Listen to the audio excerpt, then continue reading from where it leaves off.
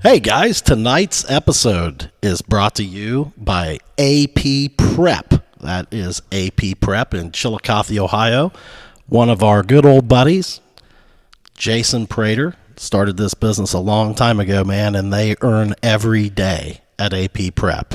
So if you're sitting around, maybe carrying a few extra pounds, much like myself and, being a chubby bartender, and you want to get your fat ass to work, get over there, get a hold of Jason Prater at AP Prep. Or maybe you're a young athlete that wants to be your best you. Earn the day at AP Prep. This episode is also brought to you by Gillum Insurance, specializing in life, farm, auto, home, and commercial insurance. Give them a call at 740-395-0357 for a quote today. If you want to get treated right, save a little money, and make sure your stuff is covered properly, Gillum Insurance is Chubby Bartender endorsed. This episode is brought to you by your locally owned and operated McDonald's restaurants. They have been proudly serving Jackson and the surrounding area for over 40 years. Thank you to all of the communities that have supported us throughout the years. We truly appreciate your business. Get in there and try one of those apple fritters, man, and the other baked goods. The man's got it going on. The Chubby Bartenders is also brought to you by Geiger Brothers. Bringing value to the construction process is our main priority, the cornerstone of our reputation, and the mission of our business. A company-wide philosophy focused on collaboration and teamwork, delivering excellence to our clients' projects. With over 110 years of continuous service to Southern Ohio, Geiger Brothers embraces the challenges presented to us, and while steadfastly maintaining the core values that set us apart: commitment, knowledge, and innovation. Whether your project requires a design, build, or construction management delivery method, or simply requires Geiger Brothers to self-perform process piping, specialized code welding, heavy rigging, civil and structural work, or mechanical services, do not hesitate to call them at 740-286-0800. Geiger Brothers, ladies and gentlemen. Great guys. Chubby Bartender endorsed. Scott Massie. Yes, the rival. Oh, we've got him in the house. Of Pudge Gillum. Yeah. Oh, we had to bring you on here and let you gloat. Oh, I can't. I'm still mad about this. And you brought me this 3X shirt. We didn't have any fours. Didn't have any fours? Well, and he wants it to fit in the next couple months too, right? I tell you, this is really bothering me. Oh, my Lord, I put too much in there. That'll last me. You'll do all right with that. We'll do all right. Let me have this. Well, thanks for coming on. Well, thanks for having me. I'm a little nervous. I can tell. Why are you nervous? I figure I'm going to get a wrath of crap here. Oh, no way. I've always been he stalked me when I was working out. Oh, yeah. There were some quality videos on the internet of you two during this competition. That was the gloves came off early. Like I guess I didn't really know what to expect. Well, he and then I saw that and I was like, wow. Started with the 55-gallon drum. With Yes. And it went from there. Yeah, like I couldn't. My wife and I were watching that and we're like, wow, man. I mean. I know. It's just, I learned a lot during this one, because he stayed silent this whole time. Oh, yeah. That should have been my telltale sign about him, Yeah. How much did you lose total? 46. Man, that's unbelievable. But seven was the day of. The day of. Now, did you put that back on pretty much? The next morning I got up and I was back to where I was the previous morning. Oh, that just that burns even harder. Well, your body had to be dehydrated, man. I made the comment, like, you almost looked a little bit peaked that night, man. Well, yeah, it was. Prater Jason showed up at 11 o'clock on Thursday. Yeah. And I had not had anything to drink for since Wednesday, the day before, and it was a long day. 7 hours of saunas and salt baths and jogging. And no food, no water. He let me have some raspberries. What's the significance of raspberries? I just don't think he wanted me to pass out. Okay, I think that was it. Yeah. Well, you forgot another activity that you guys did all day that day. That's lie to me. Oh yeah. That'd probably burn a few calories in and of itself. You know, There, yeah. but Prater- being on the down low. Yeah, Prater said, "Man, I ain't seen him in a month." And he was. What I didn't know is he was sitting on the commode while Scott was in the tub taking an Epsom salt bath, trying to pull the water out Oh of his yeah, system. yeah. See, I'll tell you what, man. They played you like a fiddle that day, didn't they? This started early in the competition. Yeah. So the first week or so, I'm not going to say we went at it real hard first week or so. I mean, I went at it decently, but not like we had in the past. No, you're right. And so then I get this text from him about a week into it. It says, "You beat me. I'm on the pizza. I can't quit eating. It's over already." And I just so happened to be sitting at Texas Longhorn or the Roadhouse. The old rope-a-dope, man. Yeah, or one of them. Bring me a steak. And I told Mindy, I was like, he's already out. I was like, yeah, I'll have a few beers tonight. Yeah. Just kind of thought it was over. And then I saw somebody about 2 weeks later. They go, "Hey, No, I know where it was. And I had heard somebody had told me that you were losing weight once before. And I was like, I ain't losing no weight. And then he shows up there at that weigh-in. Oh. And you could tell it took me by surprise. Oh, yeah. Yeah. You'd lost 17 or 18 by about then. 15, 17, yeah. And that was only a week or two. That was probably 2-3 weeks after we started. No, it was a month. It was It was about a month. Yeah, you guys started a month early, didn't you? On that? Yeah. That was probably an error on my part to let you know where I was at. So I probably shouldn't have done that. Yeah, you probably, So that fired you up. It did. If I would have had that head start you did. Well, the way to get him all riled up would be funny. I'd come in, we'd be getting ready to do the show. I'd be like, hey, man, I saw Scott running through town. I saw him running this. I was going, man, he's really working out. I'd leave here and go run. Yeah. I would. I was walking down Huron Street one day, and Phil Howard pulls up beside me and said, "Hey, I just seen Pudge running." And I go, who was chasing him, right? Because he ain't running on his own. I'm still chapped about this. Hey, turn that phone button down just a smidge. Yeah, I've got that all jacked up. I'm sorry. I think everybody enjoyed that rivalry, and then you guys did an awesome thing, donated to the end of the thing, and it made it a lot of fun. I thought It was good. It was a good time. I didn't know where he's at, so I was prepared to write check. This was an incognito one compared to the last one. The last one, there was some visits. You guys, I think you guys really employed a lot more strategy. It sounds like this time. I mean, Scott goes out, gets a personal trainer. I mean, personal team. Build a team. Scott. Apparently, was there some voodoo doll of me up there at AP Prep? Because they were all pull. I mean, I had Jason and Gabe and Ben all of them. and Drew. Yeah, well, I mean, the thing is, man, you got when you're talking about those guys too. I mean, those guys are savages too. Yeah. I mean, they're. Well, Jason said when he sent me a text, he had seen the challenge because he watches the podcast, right? So it was sometime a week or so after you had called me out, and he's like, "Hey, I just seen Pudge call you out. Yeah. If you want to do something, send me a text." That's how it started. That's how it started. And the blame shifts to Prater. Yeah, Prater just there. Now the first time I went, he had told Gabe I was coming in, and as soon as I walked through the door, Gabe slides a liability waiver form in front of me. Sign this, right? Because I think they thought I was going to go in there and die or something. Exactly. And then they strap a chest monitor on you, so they can kind of keep track of where you're at, your heart rate's at, because they've got a big electronic board in front of them, and they were pretty cautious. Jason had me, he took the first week and spent with me and kind of, made sure I was good before he kind of turned me loose. But so everybody was pretty concerned with where my heart rate was. How long did it take you to kind of settle into that? I mean, I imagine that was pretty hard, wasn't it? Pretty big shock to the system. So it was. I mean, I used to go to 100% heart rate, as soon as the what are you looking for? As soon as the warm up was over. Yeah. Let alone the whole class. But I'd go through about 900 to 1,000 calories is what it was. So you must have.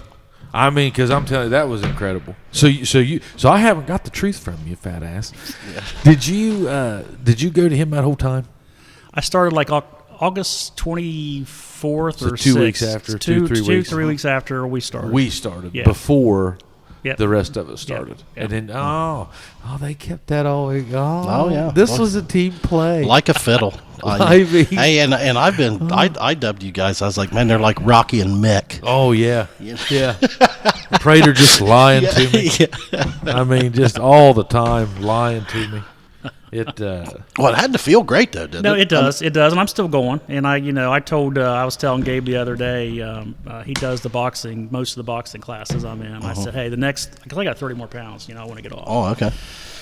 And I said, hey, the next 30 is going to be a lot different than the last 30. We're going to do it like we got some sense. But I'll be honest with you, that day of that competition, you looked rough. I was done. I was over. Well, I thought it was funny, like you Pudge as well. Until the next one, you're like, hey, no, there ain't gonna be a next one. Don't ever text me again. Yeah. There'll be no next one. Yeah, there'll be no next one. Where's the cutters at, Reynolds? Right there. And you also made the comment that night. You're like, your wife was saying you want some food or whatever. You're like, no, man, just give me a beer. Just give me some liquid here. I need to just let me be here. Yeah.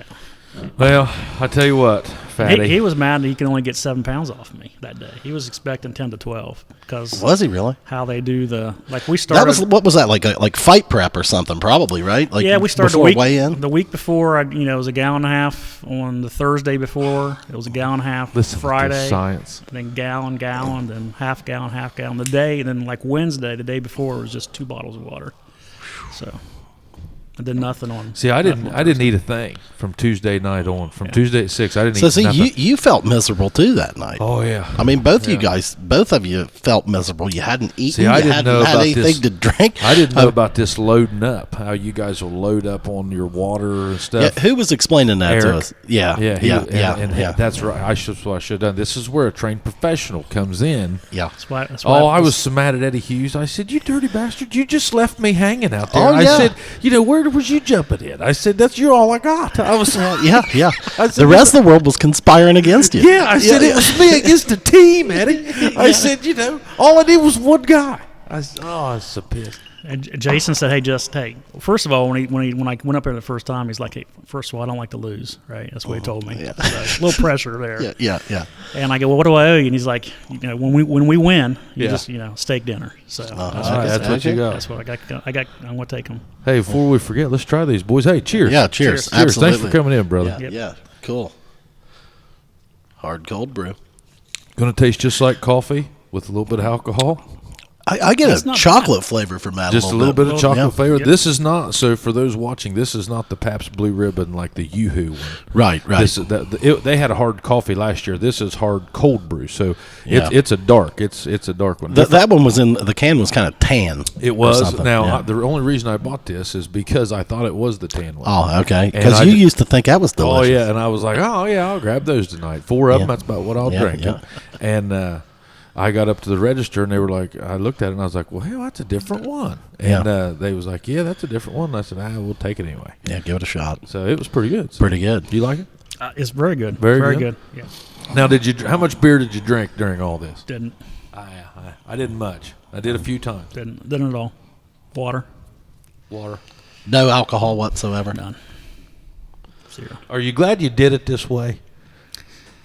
I know you're glad of your results. Yeah, I was going to say it got a lot of weight off quick, right? Yeah. So the rest of it will be done differently. Yeah. But it was nice to get it off quick.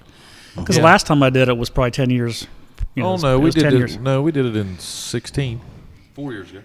Yeah, but I don't think I lost a whole lot then. You lost. You probably lost 30 something. Yeah. In 09 and 10, I think I was about 80. Which is what I about had to do this time. So I'm halfway there. So I got another 30 to go. So what's your timeline? April is what I've told myself. April. Yeah. So you're still right back at it then. Not like I was, but yeah. I mean, I was going twice a day. I mean, I'd get up at 4 o'clock. I'd be there at 4:50. My God. And then go back at 5:30. So now you're just kind of just steady. I mean, just once a day. Okay. Yeah. You're still going up there once a day? They do it Monday, Wednesday, or they do it Monday, Wednesday, Thursday. Then they do a Friday and Saturday class. But I do the Monday, Wednesday, Thursday classes. So Monday, Wednesday, Thursday. Yeah. In the morning. I either go in the morning or in the afternoon, depending on if I'm going to Columbus or not. Yeah. So. Man, I enjoyed it, man. Hats off to Prater. You know, we talk about him all the time on here, but I enjoyed that one. I went up there. I might have to join you on one of them this time. If you, I think the first one's free to see if you like it. he doesn't charge you. I've been there. I like it, so I'll pay him. The one thing I had not been to. I had been to the facility to drop Logan off, or Colin off, and but I never really been in. But how they do things, those guys are professionals. The way they come in, they check your temp, you sign in. The way they're, how clean they are with everything you touch. You mop up afterwards. Everybody grabs a mop and wipes down their bag. Mops off their area. Gabe, like I say, Gabe does a class. Jason does classes. Ben Kofer. Those guys are just. The way they handle their business. It's top notch. It really is. It really is. Well, and I think that's the difference, and that's why they've been so successful over there, man. They've been on brand from day one there. Yeah. It seems like. From what I hear about it, there's no screwing around in there, man. It's not there for small talk. No. They don't. There's none of that going on. And when we come in, like if I come into the 5:30 class in the evening, there'll be 30 kids that are leaving, they're packed. They run a good show. Yeah. So. You might have to lean up on that just a touch. There you go. Yep. Yeah, man, he does a great job. He, I don't know. I told him he would never live it down.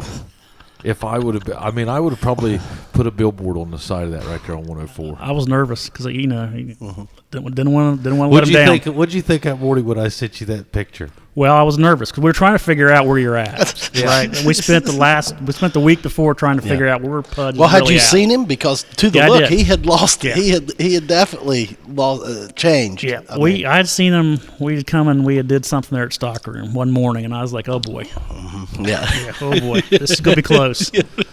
So we were trying to figure out where you're going to be at. Oh yeah, he was sending incognito messages, Daddy.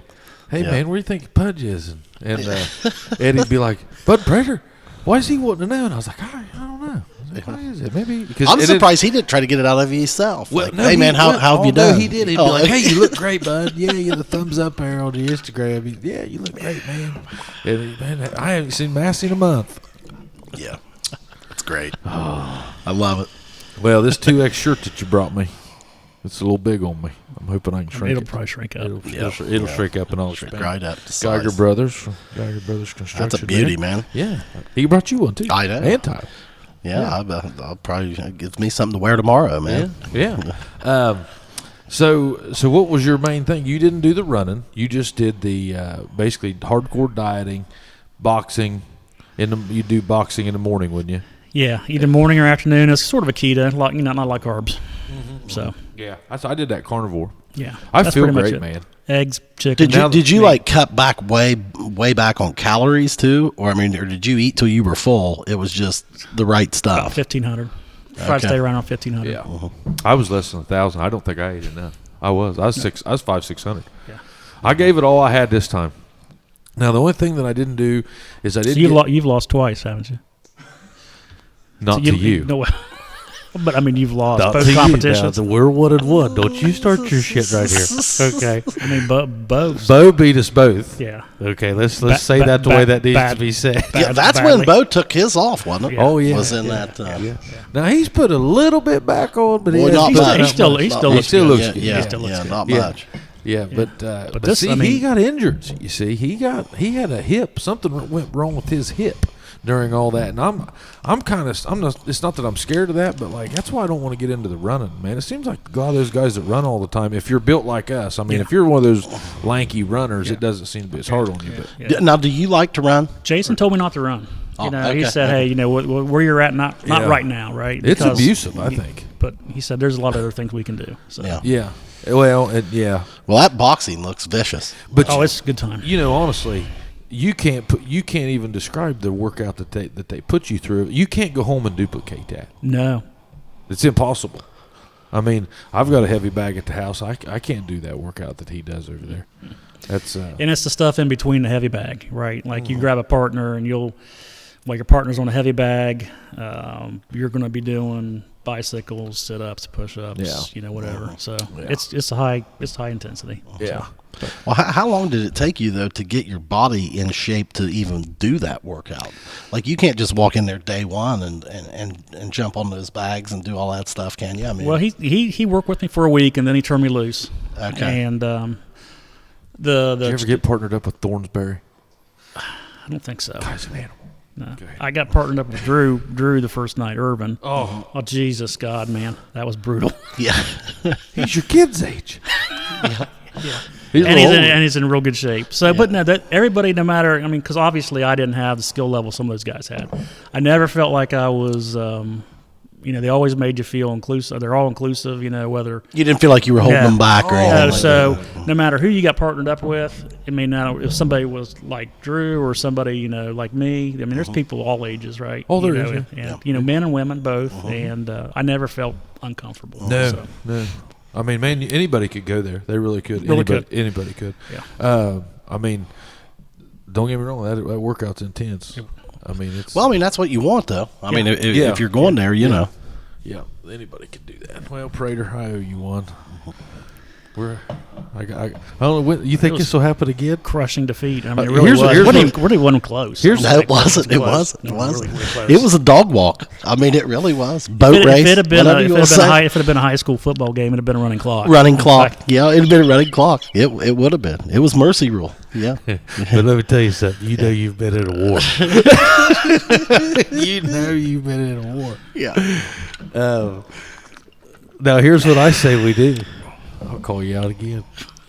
I say that we put a little rule on ourselves. We just meet up once a year. Because here's the deal, and this is why I always go to you, because we both feel the same way. I don't want to get back up to where I was. I really don't. I know you don't. No, I don't. Because you and I both called each other this summer, and we was like, "Hey, we got to do this. Yeah, we're fat." Yeah. Why? Like, did you guys from the last one? Had you put everything back on? I put it on that year by Christmas. I think we quit about November. I was at the heaviest I've been since '09 when we weighed in. So, like, did you guys like when you had after that last one? Like, was once the competition was over, were you just like, all right, hell with it? I gained it right back. I'm eating whatever I want. I'm doing. I mean. Yeah, because I think we ended it like at Thanksgiving. Right before Thanksgiving. Yeah. And I know by Christmas I went from 222 to 237 again by Christmas. My. Yeah, right back. Oh man. Well, I mean it's real hard to take off and it's real easy to put back on. Man, there isn't any doubt about that. So I say we just say we pick the number. I'll let you do that, so you feel good about it. Since you're the winner, you pick the number, and he's got the honors. Yeah, you got the honors. And if we get down, or if we gain X amount, we have to stay in this perimeter, or somebody's chalking up something to a charity. Make it could be you make it whatever you want to make it. I'll have to think about that. Yeah, you guys got to think about that. We're not losing it. Like, are you going on like a percentage or like? Well, so like if you put on more than 10% a year. Well, I'd say if either one of us crossed 230. Okay. Because that's about where if I get over 230, I need to address myself. What's your number? Like that's actually not a bad number. My God, I'd do anything for that number. I'd look sick if I weighed that much. If we show up, we show up, and then we'll just say, okay, if we don't gain, if we're not over 230, then it's a wash. Okay, then it's good. It's good.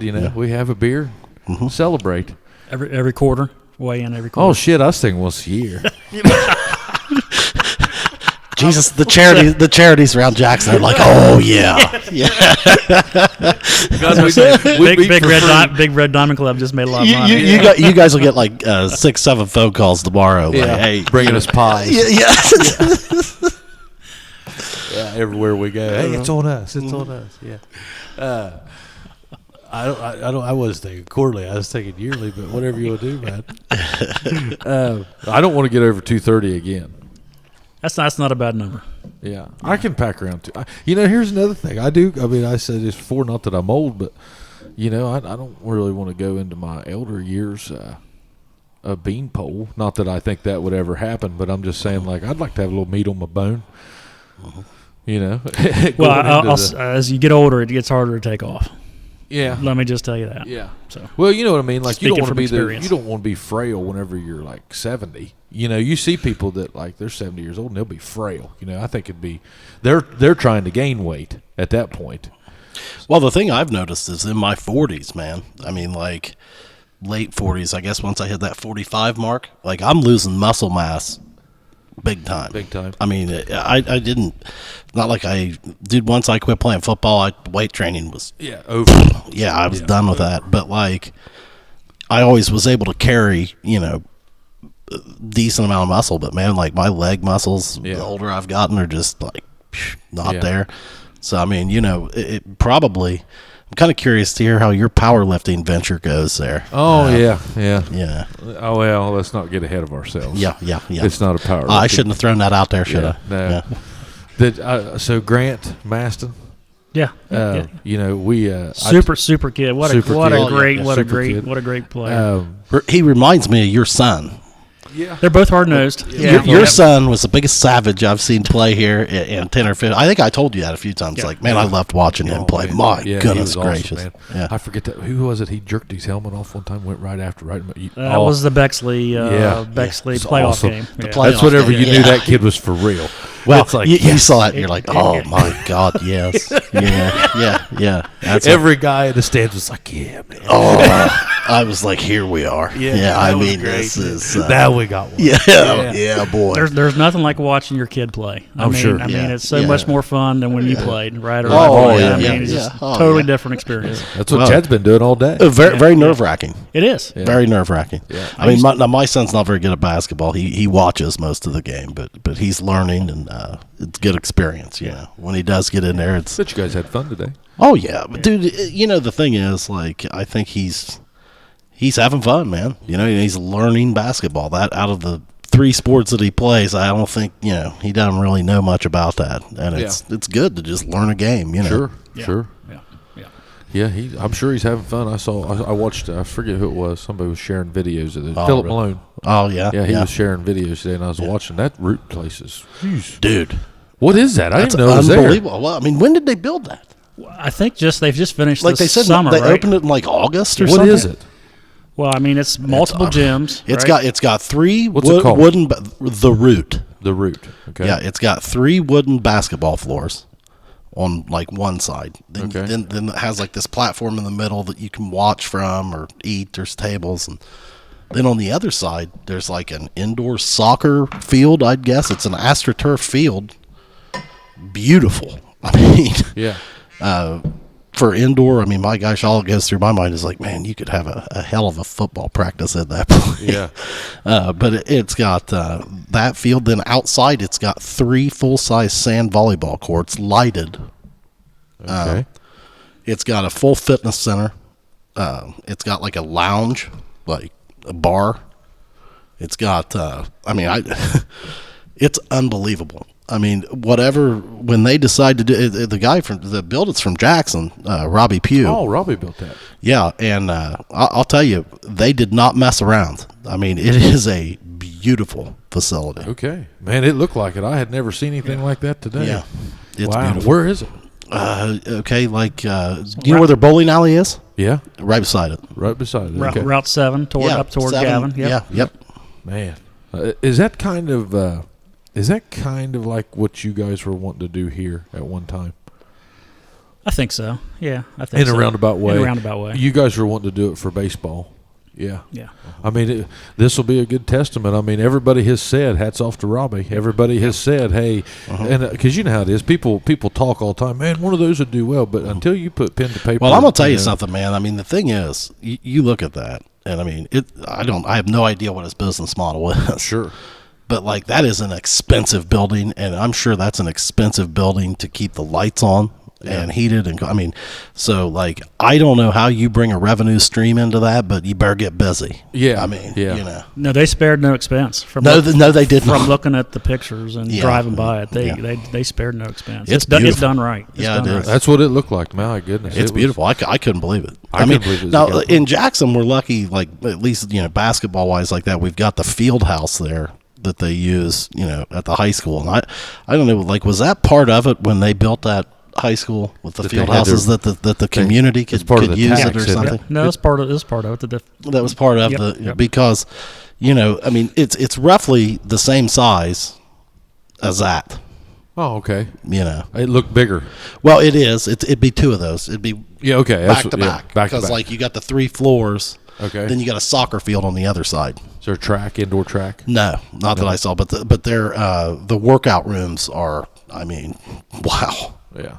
They spared no expense. I mean, I don't think that guy ever does. From what I've seen him do. It looks good, man. I mean, like I said, it'll be interesting to see. I mean, I hope it does. I want something to go. I mean, that's he'll be able to draw from Point Pleasant, right? That's a good spot. Across the river. That's a good spot. Well, I mean, this tournament brought in teams from all over the place. I mean, he had teams from Kentucky and West Virginia and everywhere. I mean, it was he had a. I mean, this was and boy, well run. I mean, every game had registered officials and so. I mean, just. Very well run. Yeah. I mean, you can tell when something's a cluster and when it's tight. And this one was really tight. Mm-hmm. And as far as I know, it might be the first one he's had. I mean, first time I've seen it, and I would have think. I mean, and it was in my news feed a lot today. So I'm assuming today was a big day. Yeah. Well, I mean, this was like the preseason, travel team tournament or whatever. Yeah.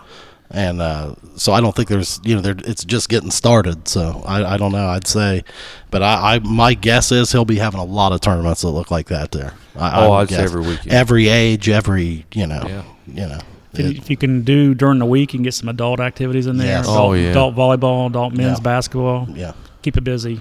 It's all week unreal. long. Man, you used to be a hell of a racquetball player.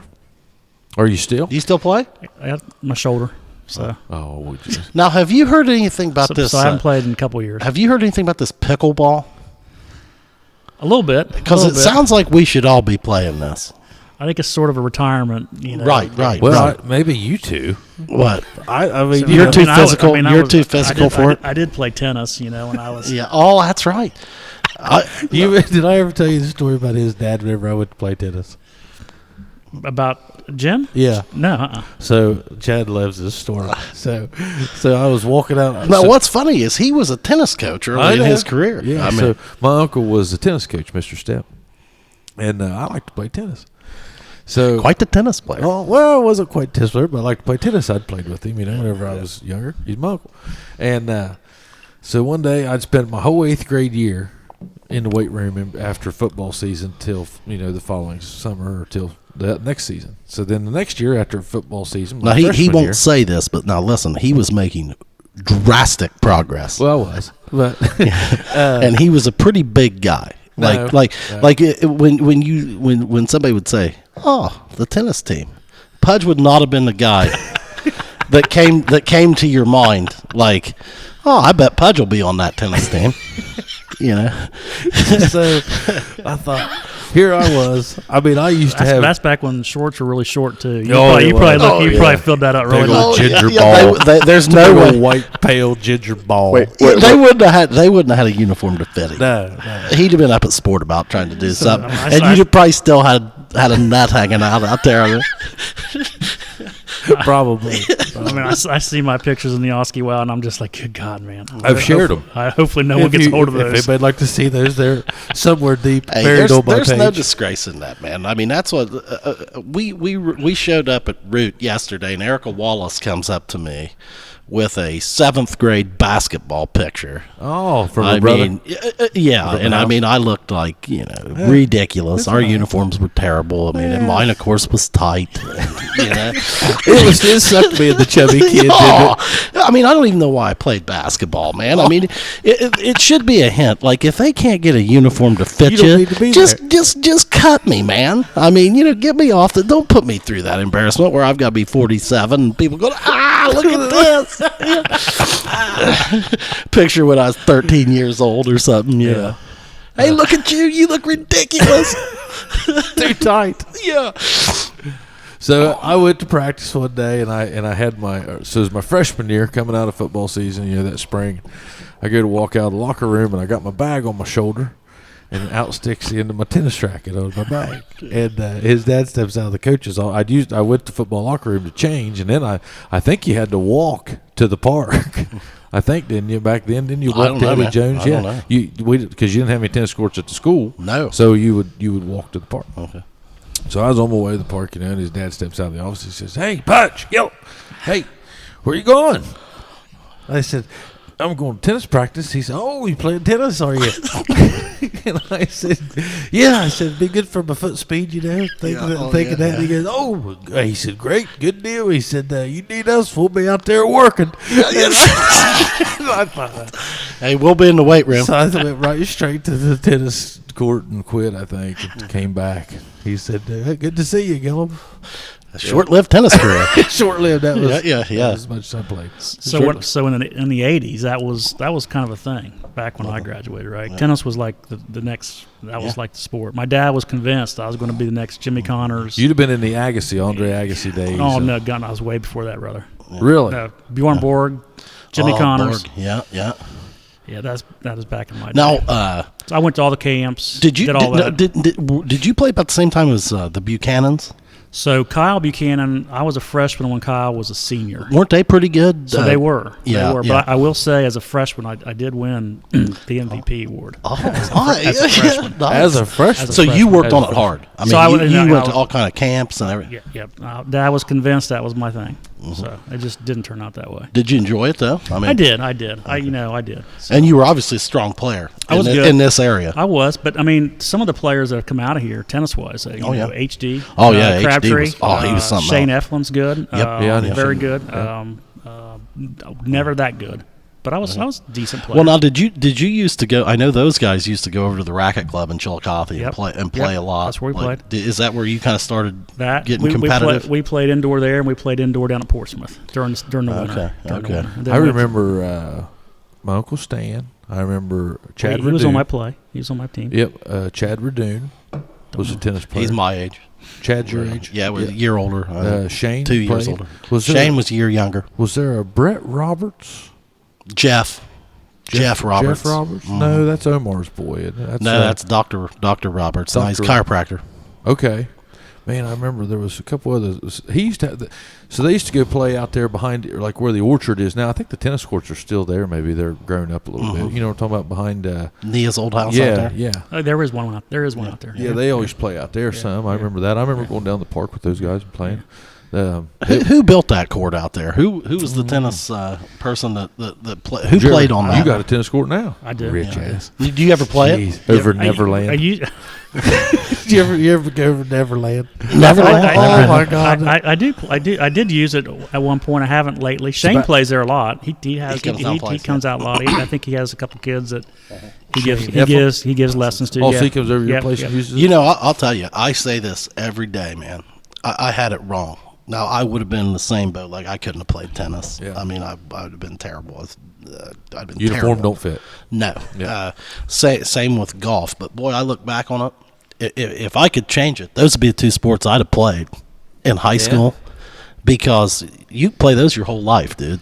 You know, I mean, you can look at it that way, or you can look at it as, hey, I got X amount of years to play these other ones. Yeah, you're right. You're right. That's actually how I looked. I totally, I don't know if it was right or wrong, but I totally discouraged both boys from playing any individual sport because you could do it the rest of your life. Yeah. Okay. So you know what? That is a good point, because you can only play team sports. There's a window. However, I always did feel I felt I was always envious to guys like Walburn and Willie Woodard and those guys and Munn, because they, you know, I played basketball with them a lot over the years, you know, down either at the church or at the Y or Hillcrest, and those guys have been playing basketball since they've been, you know, our son's age together. And I thought, you know, how cool would that be to still be doing that? I was with them on a lot of those teams. Well, they still I mean, I don't think they played much in the last maybe 5 years, but I mean, up until then, they was all still playing. I'd love to get back into playing. I love basketball. We used to play in the summer at your place, at our place, you know, and on Friday nights, wasn't it? Friday nights, Brad would come over, or on the tennis court there. We added a couple hoops. Oh, nice. And Brad, you know, his philosophy is as soon as he gets anywhere close to a basketball court, he's open, right? Well, dude, he was hey, that guy. As soon as he gets off the bus, We always said that. Yeah, he's open off the open. bus. Off the bus, he's open, And that's He's how he gotta look played. at That's it. how he still plays. So. Yeah. I Yeah. can see And that. Mun's not too far behind him. Let me tell you, he likes to shoot too. He Yeah. likes to shoot. Yeah. But Those guys, that was the problem with the guys my age. I mean, and they were very good basketball players. yeah. I mean, they won a league championship my senior year, but there weren't enough basketballs. I mean, they could all just shoot. I mean, they could have played with 3 basketball. I mean, everybody could shoot the hell out of it. Yeah. And they all wanted to. Yeah, I mean, yeah. Mike Morgan, man. I mean, here he yeah. was quarterback and all this kind of stuff. Baseball player, did all 3. But hell, you give him the ball, he's open, dude. I mean, hey, it's going up. I mean, let's go. Yeah. Hey, you throw it to me, it's going up, dude. I love it. I love it. Just give it boys hell. I love it. All of them ball hogs. Ball hogs, yeah. Yeah, that's why I quit playing. I mean, my God, if a man can't touch the ball, I mean, Oh man. and if a man can't get a uniform to fit and doesn't ever get the ball, maybe I should learn something from that. You Yeah, know, yeah. like Don't okay, even try it. Yeah, not even attempt. I'm obviously not good enough to run in this circle. Yeah. You know, Yeah. I agree. There's some lessons. I that better could've been- better stick to the football. Yeah. Yeah, I can't do this. Yeah. These guys are too fast and they're all open all the time. That's great, man. That's how I learned though, was watching those guys. Whenever you know how like whenever you're 9 to 12, 13, I mean 9 to whatever, like you start going to high school basketball games. It seems like, and you just kind of you're like. You're learning the game. Well, whenever I was that age, those guys were coming through. They were playing. Yeah, I was born in '81, so when I was 9, would have been Jesus. 90.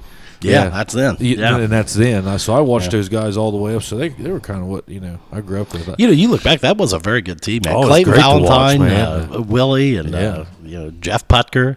He was about 7 feet tall. Jewel. Yeah, Brent Jewell. Yep, Dave Seymour. Yeah, they were pretty good, man. Oh, they was. Yeah, I enjoyed watching them. So what class were you? You were 83? 82. 82. Yeah. Yeah. Okay. Who was that class? So Mark Finnick, Matt Bonzo, John Hale. We had a good athletic class. Oh, yeah, you guys did. The 81, 82 class, the one before us was Milburn. Those guys.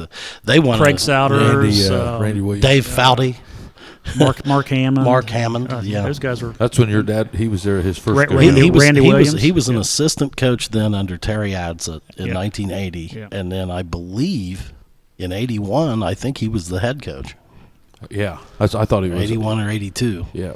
Yeah. Was he the head coach? Football season. I want to say 82 was Adsit. So okay. maybe 83. Yeah, maybe? yeah, could be. Yeah, I don't know. Yeah. It was around that time, Yeah. whenever the transition was. I knew Randy was class 81. Boy, Mark Finnick was you talk about a great athlete. Well, man. Mark went and played at Miami. Yeah, Right? yeah. Milburn, Toledo. Milburn went to Toledo. Hammond and Williams went to what? Capital, both of them. Yep. Yeah, So good players. Yeah. They were good players. Yeah. So That team was fun to watch. Bonzo was really good, man. I've heard Good that name a bunch good over basketball player and everything. He's our quarterback. He's a minister now, isn't he? I think he's a philosophy teacher or Okay, something. He was a I minister think for a you're while, but right, then did he you're go right. back and get like a PhD or something? I think he may have. I think he may have.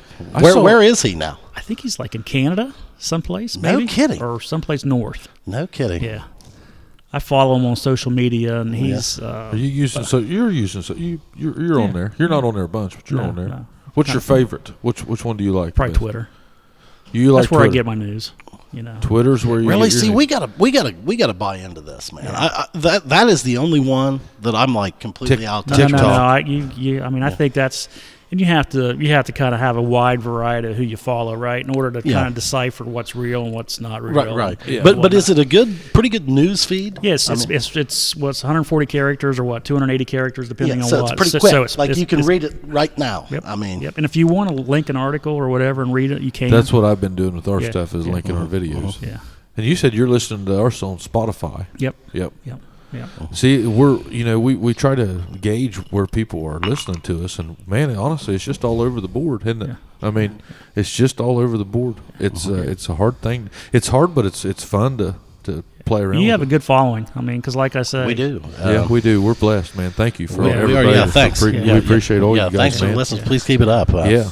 It's very shocking to us that we have that many. And you'll vouch. I mean, there's nothing behind the scenes. This is it, isn't it? We just come up here. Come up here and smoke cigars, and drink whiskey, and beer. Yeah, it's a hell of a gig if you can get it, man. Yeah. It's kind of. I mean, so we just have a good time. Yeah. I mean, this is what we do. Hopefully we can just keep on doing it. I mean, I plan on it. I plan on it. But it's interesting to hear though how people consume what they do or consume their. It's just this big. It's just this big algorithm of getting it in front of people, and those people are looking at their phones all the time. And you just can't help it. Yeah. Like I had this talk with somebody yesterday, and I mean, you have a huge business, huge successful business with Geiger Brothers, and Chad's so proud of that burn. Look at that. He's not going to knock it off. I mean, that thing now is watch. smooth. I'm going to call this right now. Okay. All this irritates the hell out of him. I mean, he takes so much pride in this, and it'll make a mess, and I'm going to have to clean it up. No. Hey, listen, I'll blow it off the table, and it's gone. But he acts like it just dissipates whenever happened. I mean, it doesn't go to the floor. Yeah. In my mind, yeah. I mean, I've swept up so much of that where we could just have it in a nice controlled container right here that we could just dump in one motion. Well, we need to get us a cigar ashtray. Well, I broke him from littering. Because see, I would put. Then I'd lay it in there, and then it could just fall off on its own. But see, if I put this in there now, it'll break it off. Oh, I wish you would. No, it makes you a nervous wreck. Oh, no. That's what I like. But do you realize he likes it? That's what he does. Yeah. It has nothing to do with the burn of that cigarette. He's trying to He's messing with you. Well, I like what it does to his head. You can tell he's watching it. He's easily. Yeah. Well, I mean, if you want to get in Pudge's kitchen, there you go, bud. Like I'm in his head right now, in his kitchen. He's sitting there looking at that like, God damn it, it's going to fall off. That and the fact he's 0-2. Oh, that's something he thought he was good at too. He thought he was. Boy, I'll tell you. I got to be honest. As a third-party spectator here, I thought he had it won too. Yeah. I had no idea. I mean, I hadn't seen you in a while, and I mean, I was watching him, and I was like, "Damn, dude!" Well, it's me against a team. Well, yeah. Now we didn't know that though. We didn't realize that. I mean, I didn't know it was me against the world. Well, we didn't know. I guess it always has been. You didn't know that he had Mick. Yeah, shit. Yeah. I'm up there doing. See, watch this, about to make a mess. Oh man, this sumbitch is going to burn to the ring. I didn't know that I had to fight a team. See, look, my side's just not. I was going to say, look at your ass. No, you got it all over the place. I came up here the other day and disinfected everything. I can't take it. Cigar ashes, they say, are the cleanest, most non-disease transferring. Hey, you're getting that right from Dr. Reynolds himself. Yeah, I was going to say, man, who's the one with the medical training here? WebMD. Oh, your dad was a science teacher for a while. Oh yeah, I had him in 7th grade. He was my favorite class. That's what he taught. Oh yeah, science, and that was his favorite thing to do. I loved it. Really? I mean, he loved coaching football. He liked being the assistant principal there for a long time. But there's nothing that he enjoyed more than teaching science classes. His class was an absolute blast. I mean, is that right? Well, it's his favorite thing to do. He loves it. Him and Bob Kite, my two favorite teachers. He misses. He really misses teaching. I mean, that's he retired and went back twice. Yeah, and I think honestly he relates to the kids. So and he even enjoyed. He did the online stuff from home, like the virtual schools. He was kind of at the beginning of that. Yeah, he did that and loved it, and then finally was just like, all right. I mean, guys, I'm supposed to retire. Yeah, I mean, but I think there are days that he wouldn't mind just firing that right back up. Sure. He always, I mean, if you talk to him, he's like, hey man, the favorite, my best days, standing in front of 30 kids teaching them, life science or whatever. Yeah, I can see that. He loved it. I can see that. I never got to see that side of him. I never. He was an administrator and a coach. Me either. And I mean, but everybody. God, there's a lot of people that say, "Man, I really liked your dad's class." You know what? You're right. I've heard that a lot about him over the years. Yeah. That's a great topic that you bring up, man. Because I'll give you this. I will say this about you. You've kind of taught me in a roundabout way over the years that being smart is cool. in a roundabout way. Like, I didn't really grow up around a lot of that, like where you paid attention in class, but like I've learned from people like you and Munn and some guys that I became friends with that, being smart's actually pretty cool. Well, being dumb sucks. Well, it does. And I don't know how to say that without sounding like an idiot, but like, Chad, he was around me growing up. He was my coach, and it wasn't, studying and getting into all that wasn't the cool thing to do whenever I was in school. Yeah, but it wasn't like you didn't. I didn't. Oh, really? I don't know that I ever took a book home. You didn't get bad grades. It was a different day. Okay. You didn't really. There wasn't all this computer standards. Watch this. It's gonna fall. Watch this. There wasn't all those computer standards. I don't think back then. I can remember teachers that. Man, I'd just go let their dog out. Yeah. Well, go get them lunch. I don't know that I was a great student in high school. No, in college you had to turn it on. I did turn it on. Well, see, I wasn't even looking at college. I did to an extent, but I was not serious about looking at college. Yeah. Like, Ohio State asked me to leave. Uh-huh. And then I got my act together, and I ended up doing really well. But, I went to Ohio State at 17 years old, and it just really shouldn't have been there. I just wasn't mature enough. Did you have in mind what you wanted to do? Well, I thought I wanted to do engineering, right? Right. And but I was just not very mature at that age, and so I didn't do well for the first year. And why? Just partying? Yeah, making bad decisions. Well, that's what I say it all the time. Like, and maybe you experienced this. I'd be curious to hear, because I was young too when I first went to Marshall, blew a tremendous opportunity. Yep. Blew it. Yep. Then transferred, went to Capitol, and for me, it was almost like I was at summer camp, because like I had. I wasn't a big partier in high school. Did some here and there, but like kept it pretty clean, and was probably a much better student in high school. Hell, I get on a college campus, I'm like, man, there's a lot of shit to do here, man. This is cool. know, and I didn't do a very good job of running my own life. No, I mirror that. You did that? Okay, yeah. I was a September birthday, so when I went to, like I say, when I went to Ohio State, I was 17, and I just made bad choices for a year, and then ended up getting my act together. And I was sitting there thinking, attendance is optional. Like, I don't have to go. Yeah. So I didn't. No, that's not the smartest move. Right. So we're sharing a lot of similarities. Okay. But I snapped out of it, I guess. Yeah. Is the thing. I guess the difference between, and now you grew up with educational upbringing, sure. with your parents, and I don't know a lot about your parents, but they had a successful construction company and all that. But I'm just saying, like, in my world, I didn't even I didn't really even consider college. I was looking more into the labor stuff right out of high school.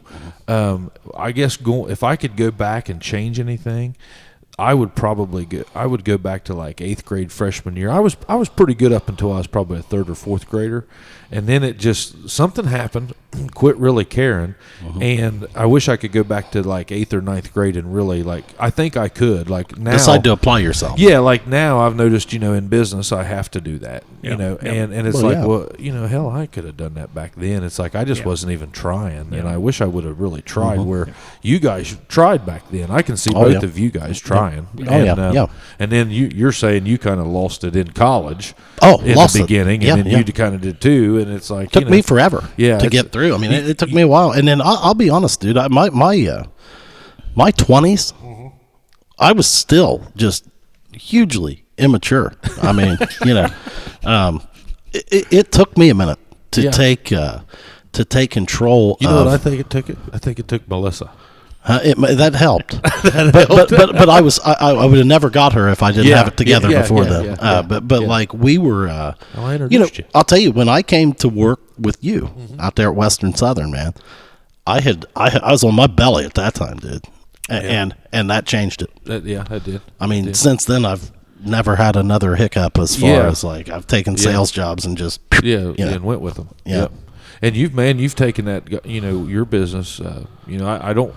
You'll have to forgive me. I don't know the history of this, but you've taken. I was hoping you could explain that to us a little bit. So my uncle was Norman Ward, That would have been a superintendent for KCI. For KCI. So then KCI, explain this to me. Explain me if you want to. If you don't want to. No. I came back. I graduated in '87 from OU, and I came back to work for King Contracting while I was interviewing. I interviewed for Chubb Insurance, for example, Drexel Burnham Lambert. Chubb Insurance? Yep. How did I not do that? So, Jesus, that's already been done? Are you kidding me? So I was a finance and economics guy, major, and I thought that's what I wanted to do. So I was working for Dad for a while I interviewed, and I thought, hey, this is kind of cool. I think I kind of like this. I can do something here. Mm-hmm. And I think I kept asking Dad, hey, why don't we do this? Why don't we do that? And he knew. And you're how old at that point? I'm 24, I think, 25. There was a company in Logan by the name of Geiger Brothers that was a plumbing HVAC contractor. That owner and Dad knew each other. And he was looking to retire, and I think Dad was just basically looking for me to get out of his hair and quit asking me. I was asking him, like, why don't we do this? Hey, why don't we do that? He's like, okay, Mr. Smartass, you think you're so good. Let's see what you do. So he's like, hey, I got somebody who might be interested. So 1991 is when I bought Geiger Brothers and moved to Logan for 10 years and then brought it back. So, so that's how it started. So that's how it started. Basically, Dad kicked me out. And so then what with the KCI situation? Did you guys wind up merging? Yeah, so when we came back in 2000, so I went there in 91. I worked there in Logan from 91 to 2000. I didn't realize you lived in Logan, yep, man. 10 years. Okay. Yeah. 10 years? 10 years. How was that? Well, I liked it. I liked Logan. Yeah. Lived out of Hideaway Hills for a while. Oh, I love that place. That's where I'd love to build a retirement house in Hideaway Hills. Went to the Dry Dock Inn about every night. There's a place right outside Hideaway Hills. And I like their lodge there. Yeah, that little lodge they got there. And that Go Path golf course they got. Yep. So in 2000, I came back. In 2004 is when Dad said, hey, I'm about done. So we just basically absorbed them, just kind of took over the work they were doing and worked out pretty well from there. Well, you guys have really grown the business, though. Yeah, it's just a lot different than what it was. So we've got, I think, close to... Have you seen a lot of change in that industry? Or yeah, the technology side of the construction business has really changed a lot, especially in the last 5 years, just from the standpoint of all the modeling, all the... just it's a lot different than what it used to be. But we've got close to 180 guys, guys and girls working for us now. Tennessee, Columbus, Jackson. You got a ton of engineers and we got 5 engineers working for us now. So like the technology portion out of a job, what would you give? There it is. There it is, folks. There she goes. Look at this now. He's going to blow his COVID sauce. Just leave it right there. He's going to blow his COVID sauce. Well, now that I know how much it bothers you, I'm not going to do anything. I'm going to let her lay. I would try to remove it, but I'm just going to leave it. Give us a big old passage of COVID breath. Yeah. And blow that across the table. But now... Well, the location of it for a blow-off is not good. It never is. Oh, it is. Like generally, it happens up in here, and I can just throw it right up there. But this, now this is a mess, and I don't even know why we have an ashtray. We don't need it. I'm good. Yeah, we don't need it. Yeah, we don't need it. I mean, is anything on fire? I hope not. I think it actually makes me a little more comfortable. Okay. See how he does me? Yeah, we're breaking the table in here. I'm a little more comfortable now. Now it's been stained. You had it way too clean. Way too. Yeah. And it smelled good. Had that spray sauce out there. Yeah. But how much would you say one of those jobs like technology is behind? Well, it's just changed so rapidly in the last 5 years. You guys are basically in the building of business of erecting buildings. You guys build. So where it used to be 2D drawings, right? Okay. It's now a 3-dimensional model that you see on a computer, right? It's 3 or 4 dimensional. There's no. Now, do you guys do the 3D printing and stuff like that? You can. Yeah, absolutely. You can do that. But most of the jobs nowadays are modeled in what they call BIM, Building Information Modeling. It's just vastly different. There's a lot of stuff being built off-site, and then installed instead of being built on site. Yeah. So based off the model, there's just a lot of changes. I have no clue how you guys. I mean, your brain power. Seriously, I'm not trying to fluff your ego here, fat ass, but we know you're very concerned about Scott's ego. Yeah. but like the brain power to run one of those jobs to me is just in another world. Well, we got great guys. You must. We have great people. And I shouldn't say guys. We got guys and girls. Yeah. We got great people. Yeah. Some of the skills that they have are just simply amazing. And They they're have local, to be. We've got, Chuck and Bryce Scott are both local people. They can do anything. That's what I've heard. Mike and Justin Landrum, are local people. They can build anything, do anything, weld anything. The Meredith, Kevin, Shay Meredith, Shay's working for us down in Tennessee right now. Can absolutely do anything. Trace, you got Mac Trace. Mac Trace, absolutely. Yep. He's in that group as well. Bob Canner. Yeah, these are guys. So your soft spots would be guys like Kyle Hickey.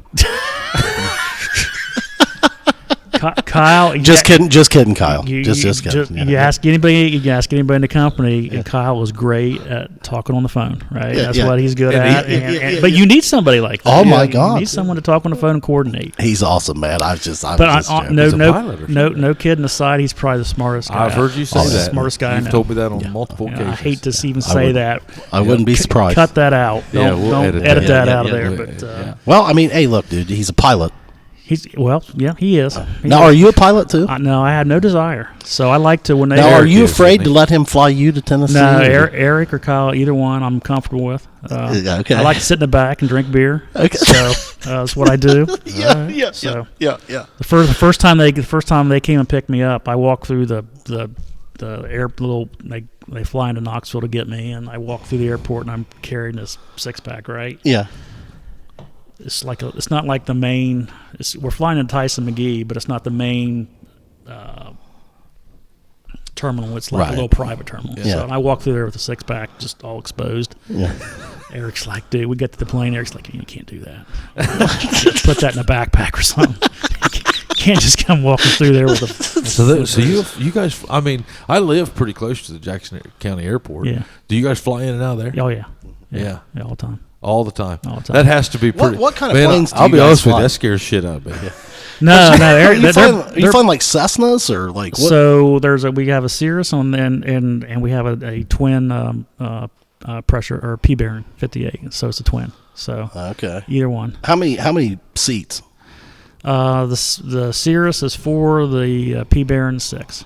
So depending on how many people are going back and forth. So we try and get guys back and forth quickly. You went down and had to get extract people for certain situations. Yep. It's an hour flight, or it's a 5-hour drive. So it's handy. It's awesome. It's I drove by it this year on the way to the beach. Then I almost went over to see your project. Because I thought, man, this must be. Several friends of mine are working down there. Yeah. It's like you see people and So we've got Lauren Jones down there. We've got Shay Meredith down there. He's my cousin. We've got lots of people. Delaney down there. Brian, he was down there. Yep, he was. Yeah. Yep. So there's all kinds of people that that are down there. So we're just blessed to have guys that go do that for us. So I noticed. I've kind of been around the Stockmeisters a lot here in the last few years, and I just didn't realize the magnitude. I guess as a local guy, and being around those guys and then seeing the stuff that you're involved in, and it really hit home.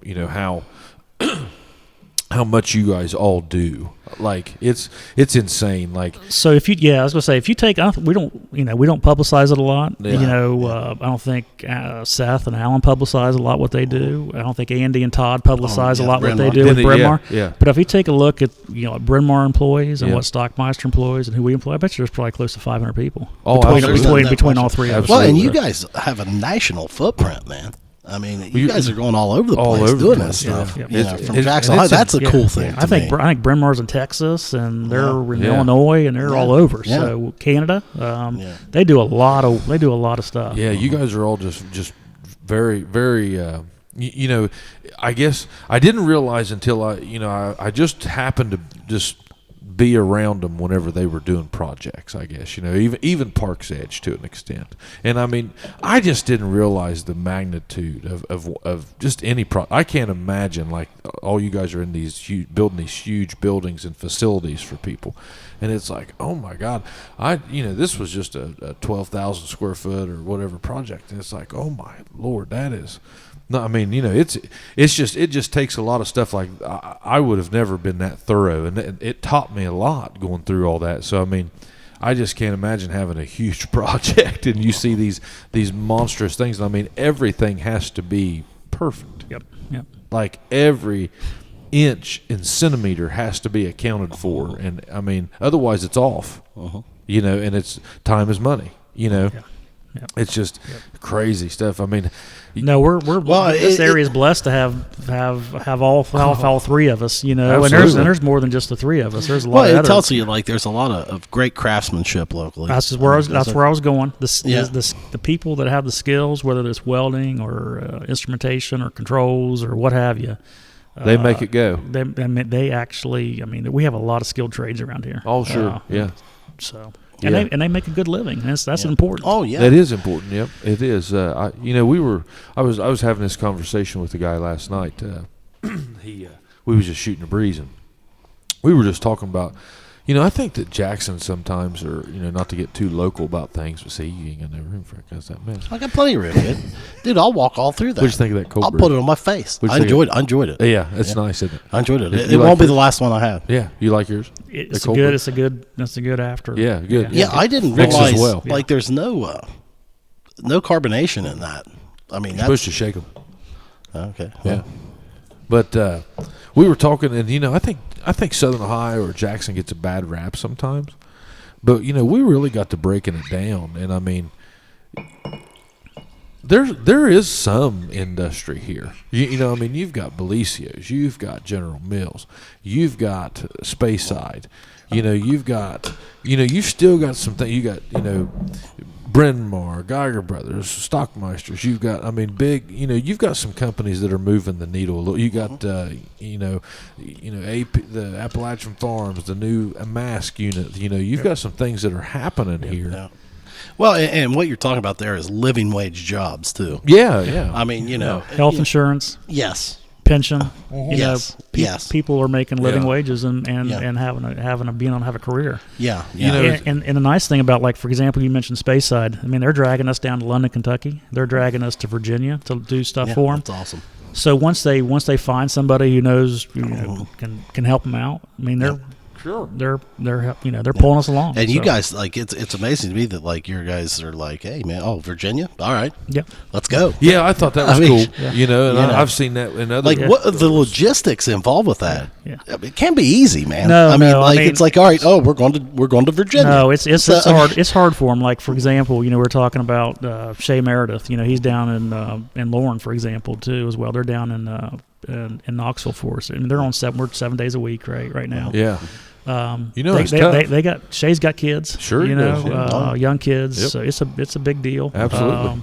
But they're teammates. They're teammates. Yeah. Well, and they know that there's an end to it, right? Yeah. So. Well, I'm sure that they probably appreciate the job, and it's going to be a Merry Christmas at their house. Yep. Yeah. Absolutely. That's absolutely. I think that's what you look at as a dad. Yep. Sure. I know I do. Yeah. The thing is, I got to be on the road a lot, but Christmas is going to happen. Hey, bud. Yeah. Yep. We got guys driving to Columbus every day. Yes. Sure. How though, like, when you take on a job in Tennessee or Virginia or something like that, how do you get your assets down there, like your tools, your equipment, stuff like that? Like, how does that happen? I'd say it's all part of the job. It's all part of the job. You're going to figure that. You're going to mow what you have, and you're going to rent what you don't have. and so you're going to go buy new or new. So you're going to go to your rental partners. So that's a great point. I'm glad you said that, because I guess that's what I picked up, as much as anything over my experience with those guys, is how one thing branches off into a lot of things. So, like, whenever you come into town and you start renting equipment from people, or whenever just like the pipeline that just came through. Yeah. I mean, that spun off into so much. Oh. There was so much money being Spent. A lot of places in Jackson got a lot of benefit out of that. We were some of that. I mean, that hotel was packed all the time, and I mean, Scott, do you guys ever hire local labor? Yeah, so what we'll do is we'll take down 4 or 5 key people, and then we'll hire locally for the rest of them. So. Or whoever wants to go. Whoever wants to go. Sure, you'll take your guys in-house. Whoever wants to go, you'll send them. You try and get 3 or 4 key people, right? Because you just don't know what's going to happen, down there. But then you got to have some people you can trust with boots on the ground. Yep, exactly. Yeah, it's just amazing. That I guess that's what I should have said all along was how powerful I realized that really was. Like it's very cool to. I mean, people. We address people's not complaints, but we always try to. I guess shine. Let people understand this is a podcast. So I mean, you can talk about shit like this, and we always try to let people understand that everybody's in this. Like nobody's like doing anything. Harmful. Like everybody's just trying to get through this and do the right thing, because you'll hear people complain on Facebook about, Southern Ohio and all this. And it's like, hey man, but you got to look at the bright side. There's some guys and some people and some businesses around this area that are really trying, it's, I've always said it's not a matter of, what's here. It's a matter of what can you do? Like, and you guys are doing it. Has there been a COVID impact on your business? So that's a really great question, because we did not have a COVID impact probably in our business for the last 6 months. So when in March, when it kind of took off, right? We were deemed essential, essential workers. Yeah. All our people were. So we continued to work. We didn't have anybody get laid off or anything, and we didn't have any impact really. And then here, probably within the last month, it's kind of, we've had people that have been tested positive. Yeah. So, that's become real here lately around here. And then, for example, we had, and then, if that person is commuting someplace with 3 or 4 people, then those guys are off. You're down. You're down 5 guys. I'm down 4 or 5 guys all of a sudden, and you're having to reshuffle resources. Yeah. So until within the last month, it was not an impact, but it is an impact now. We're seeing it. It's primarily from a personnel standpoint. Then it's from a personnel and contact tracing standpoint. Somebody will test positive, and then that then basically you got 5-6 guys or whoever were working with them are out, and you're shuffling resources. Like your office folks and stuff, or your administrative folks. Like, do you guys have a remote working capability, or so we do. We have we have not had a positive case at the office yet with our administration, with our administrative folks.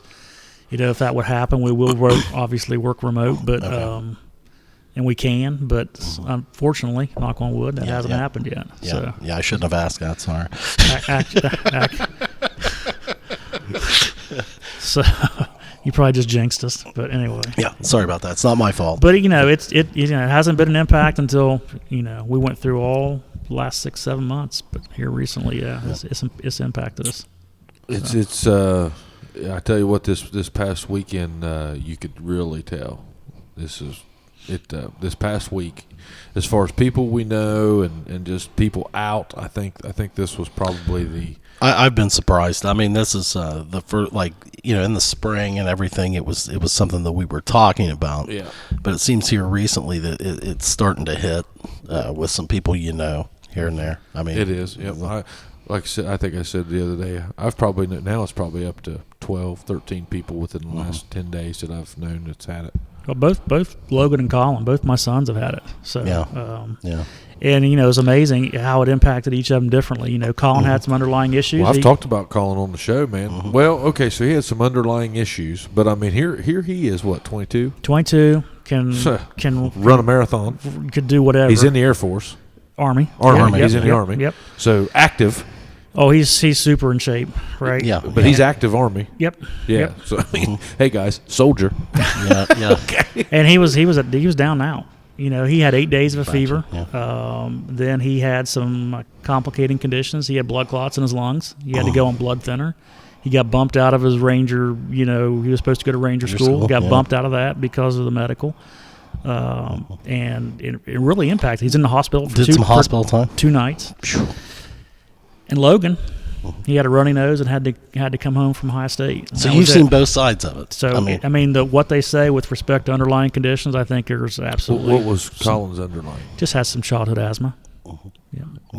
Though the thing is that I think is kind of scary about this is you have some people that are basically asymptomatic that have it, and I mean, listen, you have no idea how it's going to affect it affects different people differently. I mean, you never know where it's going to go. I mean, some people sinus infection, other people are in the hospital. And it's like, you're wow. seeing young people. I mean, I know somebody right now that's I don't know how old they are, 26, 27, maybe 25.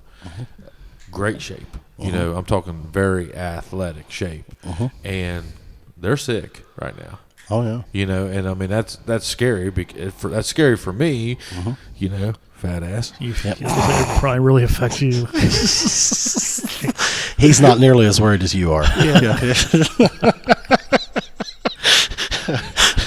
Oh, I'm still chapped. God. Oh, I hope you get obese again. You like Massie better when he's obese. Oh, yeah. God. But I thought, man, if this, just like your son, I mean, here this guy is, he's a soldier. And I mean, it's like, man, if that's going to, if that's going to affect him like that, that scares me. Yeah. I mean, and I'm sure it does you, and I'm sure it does you. Oh. I mean, Thank you, sir. Chad's on the IPAs now. I'm going to have a snake oil. What's a snake oil? Well, I ran across this in our local store there, old Handy Mart down there, and That's where I got these. Homestead Beer Company. Okay, it is. It's in Heath, Ohio, and apparently this is their IPA offering. I was reading about it, and I thought, well, let's see. So I tried them on Friday night, and I thought they were pretty good. So I didn't finish them. Snake oil. Snake oil, and it's got a great story on the side. I won't bore people with it. I can't see it right now. So, but it's a good deal. Did you pop the top? Did we pop the top of this bottle tonight? Yeah. Now listen. Did you notice I was taking very conservative pours tonight? I wasn't going to I'm not repeating this Mun deal. Well, Chad got to feeling good on Bud. Oh, Mun hurt me bad. He looked forward to Mun. Because they're big high school buddies. Oh, yeah. And Chad was like, yeah, man, Mun's going to drink. Well, and I brought him some Cooper's Craft, which yeah. I feel like is a find that Nick Teen and I have made. I mean, it's Cooper's Craft 100 proof, which at 100 proof makes a difference. Yeah. And I think I drank about 4 or 5 glasses of it throughout the course of only like 2 hours. How many Brad have? Like 1.5? Or 2? Yeah, he probably had 2. Yeah. He would like to say that Reynolds was the only one drunk. Let me tell you something. Yeah. Let me tell you something. Yeah. Hey, did Sarah come get him? Did he have somebody come get him? No, he didn't drink that. No, he didn't. We ended it and talked for a while. Yeah. We was out past curfew. Shouldn't have been, but. They are great to be around. I'll tell you what, man. they are a blast to be around. I tell you, man, I enjoy the Muns. They are good Sarah people. has got the best sense of humor. I mean, she's got such a dry sense of humor. She's harsh, but she'll just give it to you right back. I always get a kick out of it, man. I truly love giving her. But when I knew he was coming, I was just like, all right, buddy. You were excited. Yeah, I went out and got that Cooper's because I wanted him to taste it. I knew he'd never tasted it. And he liked it because sorry, Brad, to share, but that's the way that it is on this podcast, brother. He sent us a picture. He went out and bought him a bottle of it, and I felt very good about that. Yeah. So, what do you think about these podcasts? I mean, I think they're awesome. Do you listen to podcasts? Absolutely. Okay. Yeah. So if I'm traveling to Knoxville or something, because sometimes I have to drive. Yeah. So I'll put you guys on or Rogan on or whoever, and I'm a couple behind. I want to hear the Humphreys one because I think that was you've always talked about. I was gonna say. Did your sons play with him? No. I've never met Jared but one time, and it was a hilarious story. Well, tell the story. Hey, Humphreys, he told me this story, and you have to hear this, Humphreys, because you're going to love it. Okay. So I don't. It was kind of a weird combination of people, but it was tell the story. Travis Ruckle and Shauna. Yeah. Came over to the house one night, and Jared was dating Neverland. Neverland. They were down in the basement in the theater. Neverland. Yeah. Okay. You still have your theater, you rich bastard.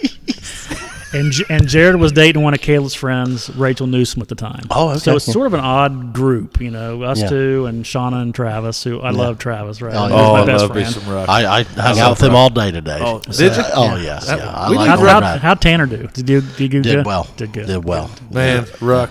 Oh, he's one of my best friends. Well, I about lost a leg over him this summer Oh. with the Yeah, snake. snakes. That's you're just calling bullshit on that. Yeah, story. this one goes out. This one goes out to This Ruck. one goes out Snake to oil. Ruck. Yeah. I've told He called me, and I was like, I ain't coming over Oh, there. yeah, and then he shit. sends me a text and said, that Pudge is on his way. Don't worry about it, Massie. Scott's just like, hey, no. I'm not doing I stuff. love me some Ruckle. I said, I can't let him down. I got to go.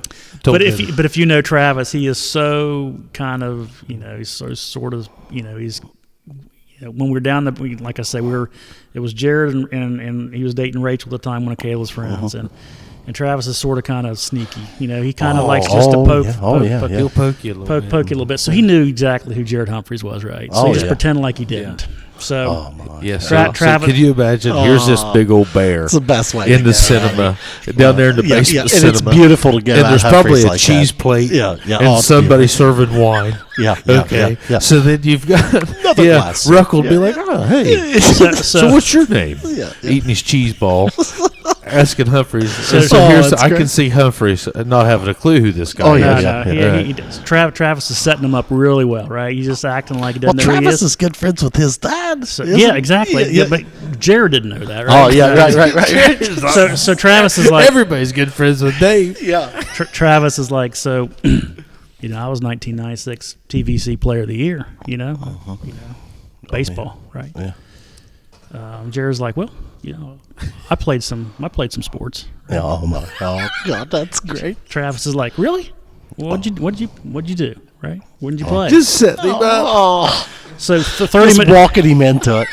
30 minutes later, after Jared was done explaining to Travis exactly what he had did. Oh yeah. That's not That's not a thin book. No. And literally, Jared went through most of his accomplishments, right? So he and Travis is just, Start peeling them out of him, right? Oh, nice. Oh, I can just see Humphreys just, that's pretty good. That's exactly what I played a little football. Yeah. Played a little baseball. little baseball. I might have played college. Maybe. I might have been D1. Yeah, maybe. They might pay for my school to play. Yeah. So anyway, Travis, I can we see get to the end of Jared's 30-minute, history. Yeah. And Travis is like, well, what do you do? What do you do now? You playing sports now? And Jared's like, actually, this is when he was living in Columbus, right? Yeah. Actually, he's like, I play in an adult soccer league. And he goes, just straight face, right? He's like, as a matter of fact, I'm probably one of the best players on that soccer league team. No kidding. No, that's no lie. I had no idea he was playing soccer. So it was hilarious because Travis just he did a really good job of just extracting that. Oh, that'd be great. Humphreys, I hope you tune into this with Humphreys. Well, Humphreys, we want to hear back got from you. tears in my I want to eyes. hear about how you're the best player in the soccer league. And Humphreys, if I don't see an Instagram post with you in a soccer ball, I'm gonna be bad. yeah, furious. I mean, you know what, man? We thought you were a good football player, not football. We didn't realize, and so now I'm very anxious to see some soccer photos of Humphreys. I'm giving you a red card, brother. Oh, that's great. Yeah, that's awesome. Man, I tell He you walked what. him right into it. So. But that's the first time you'd ever met him. I knew him. Right? But I knew of him. now you know a lot of his history because he explained it to you. He went into great detail about how good he was, right? So and obviously, he was a was. great He player. was, dude. Man, He was. I tell you what, I hated that Chad missed that one because I did too. Man, Jared has been one of those kids, and I know Chad's been there. Man, I was around that program, and whenever I was going through that, Jared was just a tiny tiny kid, little guy. And so he was the one that everybody was behind. Yeah. Like, Yeah, man, boy. like everybody, they just wanted to watch him go through. Yeah. And I mean, because he was the Humphreys, you know, Yeah. and not that he was the Humphreys, but he was just a great guy. Well, and I'll tell you the other thing. What a great family. Sure, great I mean, family, great family. So- great so- kid, easy to root for. Yeah. I mean, let me tell you something. I don't care what he was playing. yeah. He left it. And you on knew the that he field. was going to go out and he was going to play it hard. Yeah. Well, and And he here's the wasn't thing. very good at basketball, but he played basketball, and Yeah. he was a force to be reckoned with. Oh, right? absolutely. So- Well, I mean, here's the thing, man. I mean, the guy, when the chips were down, I mean, Give him the ball. He was there. He was there. There was no moment too big for him. Nope. I mean, he thrived on it. I mean, Oh. I watched him put on a performance over there in Cincinnati in the ghetto and at Taft. Yeah. I mean, that man took it to I've heard Cincinnati that. Withrow. Yeah. Yeah. I mean, I were wasn't you at over that there that night? No, but I remember listening to it. Yeah. Wow. I mean, that was, I remember sitting there just thinking, man. But the whole God bless you, family kid. is that intense, right? Oh, So yeah, I remember yeah. the first time I met Jim Humphreys. One of the greatest guys. He ever We- tell you bag your shit? Baggy shit? Have you got to that part in that No, I podcast was yet? going to Wait till you hear baggy shit. There's a story in there, isn't there? You remember the baggy shit The story? first time I met him is when we were actually building Alumni Stadium. We won the contract to build Alumni Stadium, yeah. and Jim was on the committee, right? Yeah, yeah. This was like 2004. Yeah, I'd never- 2003, whenever that Could have been. paperwork was done. Could have been. I'd never met him until then. And Your you kids never hadn't met played well, Pee Wee they hadn't. We hadn't Hadn't yet. started. Hadn't started. Okay.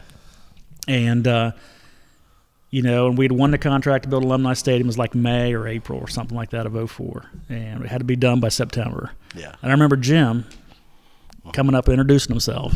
Yeah. And if you knew Jim, he always had that finger going. Oh, right? yeah, He buddy. go- Yeah. And let me tell you, of course, he didn't know me either, Yeah, right? yeah, So he said, yeah. let me tell you, Mr. Massie, on September 11th, 2004, we're playing football. This thing better be blank. Oh, he was blank just and gonna done. let you know. So Yeah. He was letting me. He's giving Yeah. me the down the road about Yeah. this thing better be done. Yeah, So, let's do it right now. Yeah, let's So- get it done. better be And done. He really probably did. He have anything to do with that?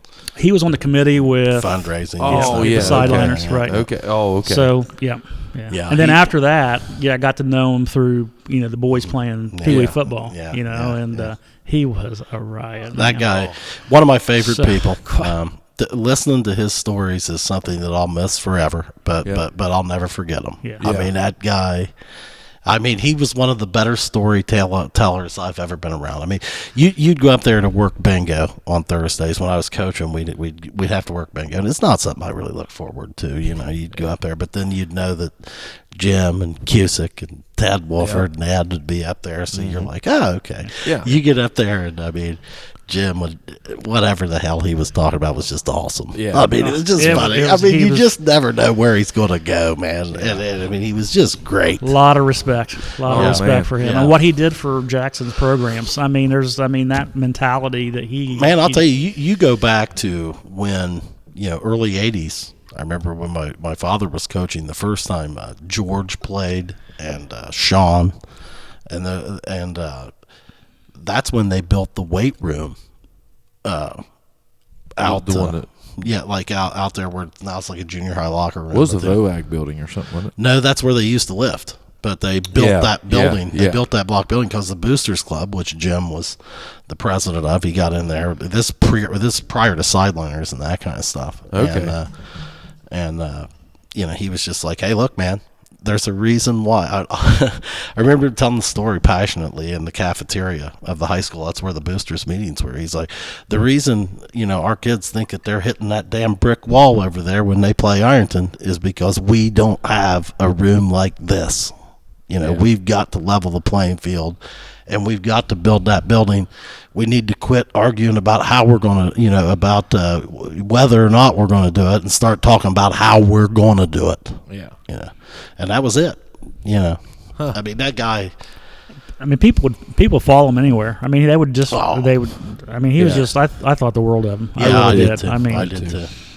Yeah, I did too. He really brought just a different element with that whole hit Hit. thing. And I mean, I know that sounds kind of corny with me saying it right there, No, but I mean, if you're from experienced here, it. you know it. No, I experienced it. And he was doing that. I mean, I was fortunate enough. I was on the first team that won the Super Bowl. The class before us, basically the class of '97, the first class and this is your measurable results of that, because the class of '97 basically was the first bunch in 40 years to go 10-0. They were actually the first class to go to the Super Bowl, the Pee Wee Super Bowl, back whenever they first started that. But that it had been the '96 football season. Yeah, '96 football season. But like Philip O'Neill, Cusick, and all those guys, Shannon Smith, Matt Curtis, all those guys, they were the first ones to go actually to the Super Bowl. But what's interesting, I've always thought, was how that whole Pee Wee program evolved from they were like the green. What was that green? The Huskies. I don't know, dude. I mean, Yeah. I was there for a while. Yeah, there was a green team. I think See, they didn't have that when I was. Well, they did. Okay, there was an original team that was their uniforms were green, and they were the Huskies, I believe. Is that when they first started? That's when they first started. But see, like I said, that was I was not. I never had before Pee Wee you? football. Yeah, I never. The Pee Wee football was after you. It was after me. After you, We okay. played flag football. Okay, so they started off with the Huskies, and that would have been in I remember those green uniforms. and that would have been the classes of probably 95, 96 maybe. Yeah, it wasn't that far behind. It wasn't me. that far behind. I think that started when I was maybe in high school. Yeah, and then they moved into the Jackson Pee Wee, which was the red and the white, and that would have happened for I don't know what years. I'm assuming probably 89, 90, and that would have been the classes of 96 and 97 and 98, 99. Yeah.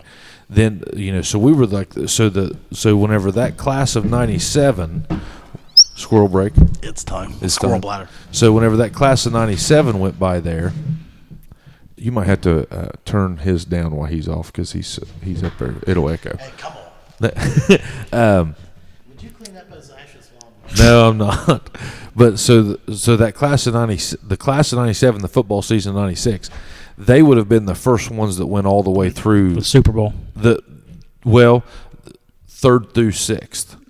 Okay, so they would have went that whole thing, and then by the time they got the end of it, they went to the Super Bowl. They didn't win, and then the next group, Shane and those guys came through and won. So Humphreys did all that. No, that was a long way to get there. I'm a firm believer in what he did, and the coaches that worked under him. While he was. I had George and Randy. We had George and Randy too. Yep. That's and talk about two intense people. You couldn't ask for two better coaches for kids. Yeah. But I'm a firm believer in what he did and the mentality that he. Some other guys that I got to give some credit to for that back there or that back then.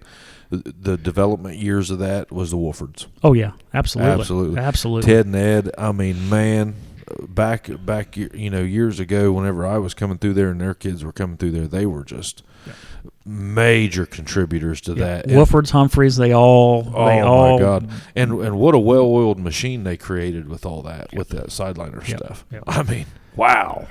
I mean, I do a lot of fundraising activities, and to see what those guys developed back then, it's like, shit, hell, I'm in the rookie leagues compared to what they really built. Well, if you take a look at what they did with the stadium, right? That's a $4.5 million facility, and they took that on and they figured it out, and they worked with the school. The sideliners did. Yeah, they worked with the schools. See, I was out of the loop at that point. I was only 23, 24 back in. So you're saying that those guys developed that? Those guys made that happen. Such an exciting thing, and I mean that's something we've got to talk about. I mean, you guys built that. You got to be happy every time you drive by that. I love it, man. I was so nervous the first night.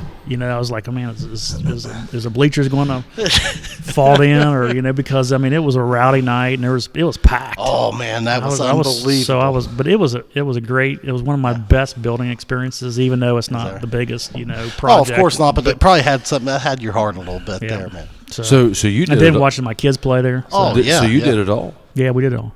You did it all. Yeah, that was theirs, man. Wow. So tell me. So you're telling me. I mean, and I don't know this. I really don't.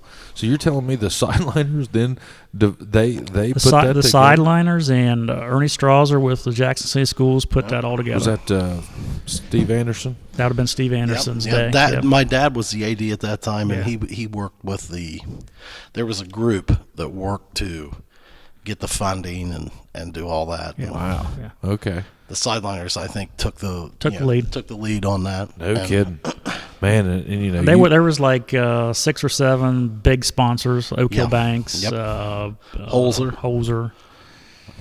Wow. And see, so I'm kind of going. I would like to, in the long run, do something of that magnitude with Jeepin' for Joy. I don't know what that's going to be, right. but I mean, like you take that exact event for example. I mean, for the sideliners to have that big a part in that, that's a huge. I love it in Appalachia when. And we were the first. That was the first stadium around. Oh, we were ahead of our time. I think Valley may have had something in place, but nothing like what Alumni was. No. My God, and that stadium right there takes a backseat to no one. Man. Nobody. Yeah. I mean, that was unbelievable. But I love it in Appalachia, and even on smaller scale projects. Like, have you seen like the Wellston Rec League baseball fields? Mike Potts and make Wellston beautiful again. Yeah, absolutely. Wow. Yeah. I mean, that is. They just got a new track and football field, didn't they? Yeah. Well, they had like some show came in and redid that. I'll tell you what though, No. They just built a new track. Yeah. Or they're going to build a new track. No, right? it's done. Or is it done? I didn't know. Yeah, it's over by their schools. Yeah, they have and football field, right? Yeah, they got a whole new field now. Oh, they're going to build a new football field? No, it's done. I don't know if it's done. I know that they were. It's I didn't know that. Yeah, I didn't even know that was in the works. Yeah. But you take a look at what people like that do. Go out and find people and get sponsors, and whether it's the sideliners or Make Wellston Beautiful Again or whoever it is. I couldn't believe it when I walked. It's amazing what some people can do if they put their mind to it. Mm-hmm. And I've always, like I said, I've always kind of looked up to the sideliners for like, okay, well, how would they have done that? Yeah. And with the Jeepin' for Joy stuff, because it's I'm kind of trying to do the same thing. The thing about the sideliners that I think a lot of people now, I don't want to say take for granted because that's certainly not the case, but like the thing that I don't know that people realize, for years, I mean, they have been putting Jackson kids in the best equipment, the best uniforms, whatever. I mean, as a Jackson football player, at whatever level, you're not wanting for much. For anything. No. You've got. And if you don't want it, then you know what you can do. Bag your shit. Yeah. But you've got. You never heard that story? You've got. I mean, if Jim said it, I can. I've heard similar stuff that if you don't. Well, I mean, you've basically got everything but an excuse at Jackson's. You got to tell a story. Oh yeah, well, Jim Humphreys, man, we were standing at Logan watching a playoff game. Myself, Reynolds' story is different than mine. I heard it down at the field. Oh yeah, myself, my dad, Randy Layton. A bunch of us that were on the coaching staff. I think Wayne Horsley was there. And we were just talking to Jim. We're standing there in the end zone, and I don't know. God knows how it came up. He's like, this sport isn't for everybody. And it's not. And he said, I'm just quick to let them know that it's not for them. And he said the whole key behind our thing is you can come back next year, always. But like if you start missing practices or doing this, he goes, I just, they call me and complain like, well, it's a little too hard for the boys, or getting hungry, or so. And he said, I just say, well, I'll tell you, I've got the solution for you. Just take all that shit we gave you, throw it in that bag. Just bag up his shit and drop it off down there at the field where we're practicing. And he said, then we won't have these problems anymore. And he's right. I mean, the first thing he would do, the first day of practice, he would gather all the parents around, right? Yeah. Not the kids, all the parents around. Didn't I tell this story once? And he would say, don't care what your last name is. Yeah. I don't care if your boy plays or not. Yeah, I don't care if he, what position he plays. Yeah, you don't tell us what position he plays. Yeah. If you don't like it, I always thought Bag your shit. bag your shit. Yeah, I always thought. I told that exact story with Humphreys on here. I mean, he's dead serious. He didn't care. He I did was not coaching. give a shit about I came down there right out of high school. He ran into me somewhere and said, "Hey, Pudge, what you doing?" And I was like, "Oh, nothing. Working down in the Eating. strip mines." Yeah, you fat. Yeah. This would have been you were probably as big as you ever were back then. Oh God! Just so you know, I was out contributing to the youth. But so Humphreys runs. He says, "Hey, what are you doing?" And I said, "Nothing." Or I said, "I'm working in the mines." He goes, "Are you free Monday through Friday, and sometimes Saturdays?" And I said, "Yeah." And he said, "Come down and see us." He said, "We'd love to have you coach." So I went down there. I'll never forget. He grabbed all the parents, brought them all down there, and he said, "Hey," he said, "Little Johnny might not like what's going on," and he said, "It's okay." He said, "Little Johnny might not like getting hit. And we're going to hit down here, and if your little Johnny wants to go home and eat supper and play Nintendo, that's fine." He said, "You just grab little Johnny's stuff." And he said, "You grab it and you put it in that red bag that we gave you, and you just bag up all of his shit and bring it down here and just drop it off right there by that red building." He said, "We don't care." He said, "He's welcome back next year, but this year you just bag his shit and bring it back." And it's not for everybody. It's all right. Yeah, but I always got a kick out of him when he would get on that topic, because I mean it's very true. I mean, but pretty simple, but yeah. but Well, yet effective. And I always thought I always sort of felt sorry for the people that somehow didn't get that message. And I'm thinking, man, how misdirected are you that you're calling Jim Humphreys to bitch about playing time or something of your of your child? It's like, ooh, that's not a good conversation. It almost that's not going makes, to end well. It almost makes me feel sorry for those people with their lack of awareness being on the planet. It's kind of like, man, dude, you're probably a part of the problem. I mean, if you got as far as dialing Jim Humphreys' home phone number, I mean, can see him sitting there licking his lips. Oh, well, dude, he's going to go about his day. He'll give you no more than 2 minutes. He's going to go back and sit and watch the news. Yeah, he doesn't. Hey, listen, you're not changing his day, dude. Oh, it's like, you think he should play more? Well, that's a shame. I'll tell you what, just bag up his shit, bring it down there. We'll just consider him quit. Have you got to the part where Humphreys tells the story about his dad making him walk up on his grandpa's porch and quit? No. You got to tune in. Jared said that he was going to quit because Sean, his uncle, was being too hard on him. Oh, yeah. So Dave said, "All right, get in the car." He's like, "We're going to tell Grandpa." He said, "Go tell Grandpa you quit." And he said his grandpa wouldn't even answer the door. So his dad said, "Well, then you didn't quit. If you didn't tell him, you didn't quit." Yeah. And he was like, "All right, I'll get back." Yeah. Humphreys was awesome, man. I mean, I tell you what, like I said, Humphreys. They don't make him like. Well, no, I mean, like that same night, that. he's telling us this story in the end zone, and he goes, we had one. It'd been 2 or 3 days since he had been there, or a week, and he's like, I got to go out there and get that stuff. He goes, I go out there and pull up at this house. He said, chickens walking around. He's like, he's getting animated. There's these chickens. Should have had like packing corn and everything. And he said, she came out like, "Hey, what are you doing here?" He said, "I'm just here to get his shit." If you could get these damn chickens away from me and just, just smoke. Yeah. Well, what are you doing here? Well, I'm here to get your boy's shit. I mean, yeah. They do not make him like him anymore. No. Unfortunately, they don't. And I thought, man, if I would have ever been half that brave in my life, man. That guy didn't give a damn. No. He was awesome. Can you imagine? You walk up. You had what was it you used to call him? You used to say, man, Jim Humphreys is just one of those guys. And you wasn't calling him that, but you were classifying him in this. And you'd say, there's just certain guys out there, and they're just absolute hard-knuckle pricks. Just fucking savages. Yeah. I mean, I admire them. I strive to be like that. Because they were just they're convicted in what they do, dude, and they're like, not hey, backing dude, down. No, not one it's bit. like, hey, look, man. I mean, and I've struggled my whole life. I'm getting better. Yeah. But I want to be that You think guy. it comes with age? Is it coming Well, with age? It- or it- older? you do get a little bit less worried about what people say. Yeah. But I mean, that's a guy that's going to accomplish more goals because he's kind of like, hey, man, That's what we're doing. yeah, I came here to get his shit. I don't really, So what you're saying is in what you're saying. So you're saying the older you get, you're less likely to get pulled in different directions and influenced. Well, I think there's a couple things. I think the older you get, but I also think the more focused you get on like what's important to you, and what you're doing and what you need to do to get something done. Yep. I think you become a little less concerned with the noise.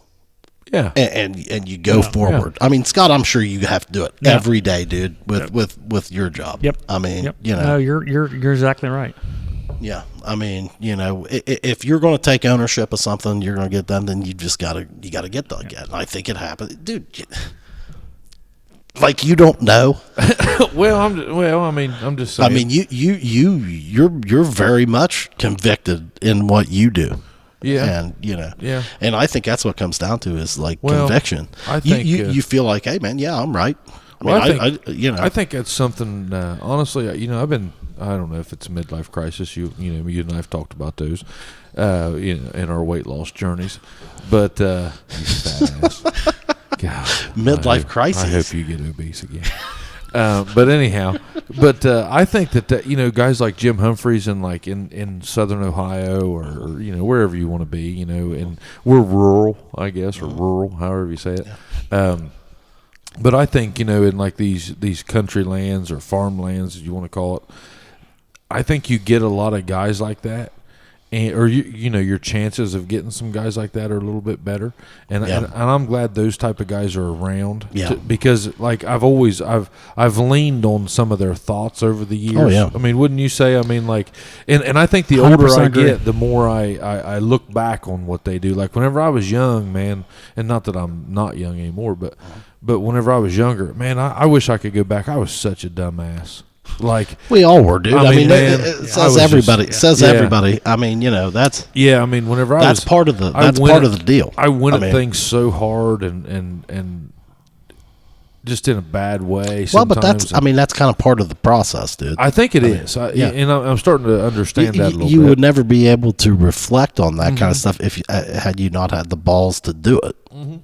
And kind of to go full circle in this conversation, like, I know guys like, in high school, I partied a little bit, I mean, there was, drinking involved. Wild, man. Well, I mean, I'm sure you guys did too, but you guys were talking about how you guys went to college and kind of had that meltdown or whatever. Yeah. Not that it didn't work out for you, but, in high school, I guess I can't say that I didn't party. I experienced some things, and I kind of forget where I was going with that, but I'm saying, like, I guess you just kind of have to identify where you are in that process. Oh, sure. Because like you said, it occurs at different times. Yeah, it occurs at different times, and that was all part of the process. Like, I guess, and there's stages. Don't you think of dumbass? When did you step out? When did you snap out of it? Or have you? I don't think I have. I don't think I have. Mid 20s. No. I had several dumbass attacks probably up until 3 years ago, maybe.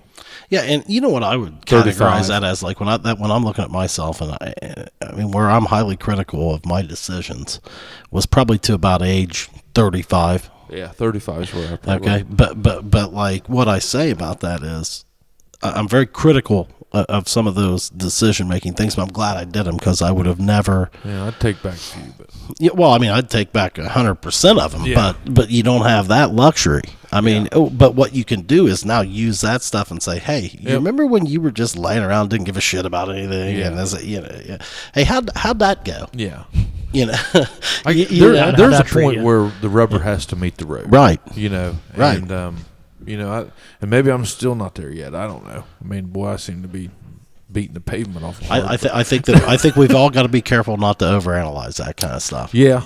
I mean, and you've had to go through a bunch of that. I mean, had to.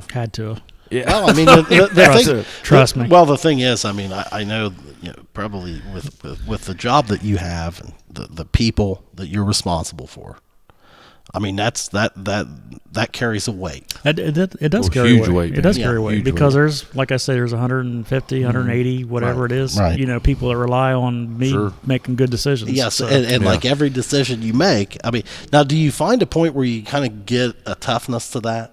sure. Or is it a confidence or like No, I what- think it's 100. You just hit it. It's a confidence. Like I'm okay. Yeah. Like just I've keep. been- making I've good been ma- here. I've been here. We're going to get through this. You know, this is not like I'm learning that Yep. a little bit, Yep. you know. So you're what? How old are you? 56. So you're 16, 17 years older than me. Yeah. Right? And still crushed you. I watched him walk into that. He just- I was like, here he goes. Here he goes. Here he goes. Yeah. Yeah. So the I fact watched that you you're just that drop. much younger than me and still fucking got crushed. Yeah, is amazing. he breadcrumbed you right into that, dude. Like you walked right into that. It took a team. Yeah, yeah. That piano was hanging right over your head, dude. That was beautiful. I forget how you got me all worked up here. But yeah, I guess the older I get, the more I'm learning that. So you're more confident in what you decide, you know, Yeah, and sure. you know you can. Nathan Mullahan, the guy from Rocket Pizza in Wellston. Well, that's he was. I met Nathan when I met Travis. The first time I met Travis, I met Nathan. Oh, is that right? Dude, Wait. isn't he awesome? He is a great dude. Oh my lord! So I met. I'm like, I how met, the hell am I just meeting you, dude? I met Nathan and Travis Ruckle and Tim Frisbee at Wendy's in Wellston in 2010 or 9. We were starting a travel baseball team, Yeah. and Kelly Hayes, who cuts my hair, I was like looking for a coach, right? Yeah. And she said, this guy in MacArthur, my name is Travis Ruckle. You need to look him up. Yeah. So I got old Travis, and he's like, meet me and Nathan and Frisbee and Wendy's, Yeah. you know, and that's where we're at. That's the first time I met Nathan. He's a great dude. Ruckle's He's- just raw. he's- Ruckle don't pull of it. Maybe at Wendy's.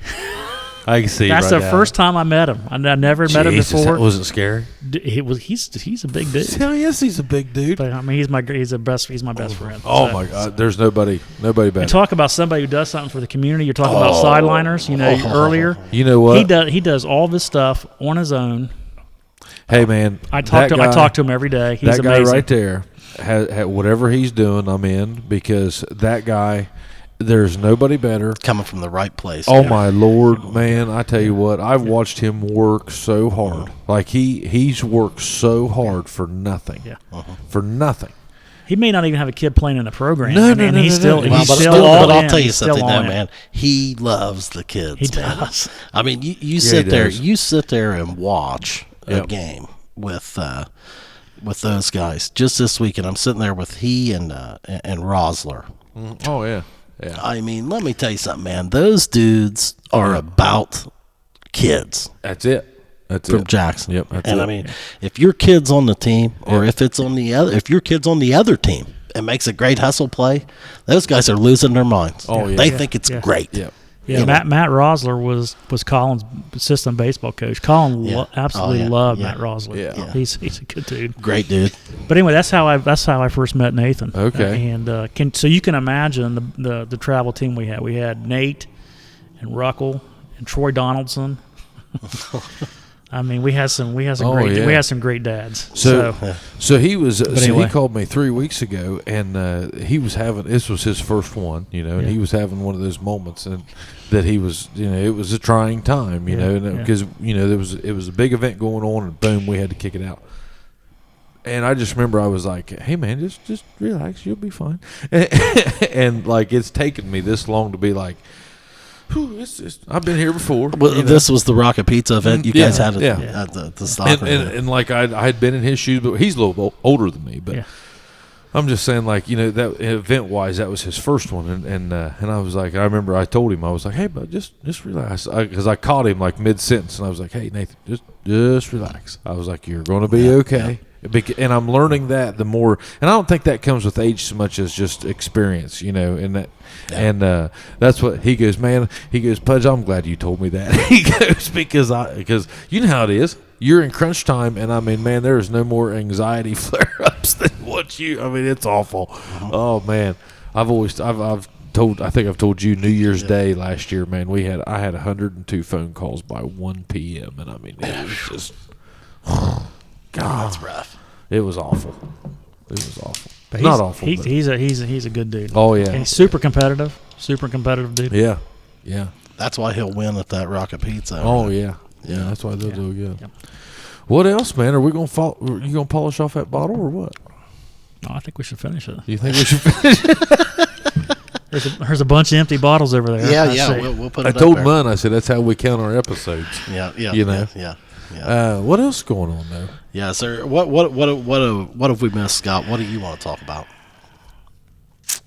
Man, We've talked about Prater.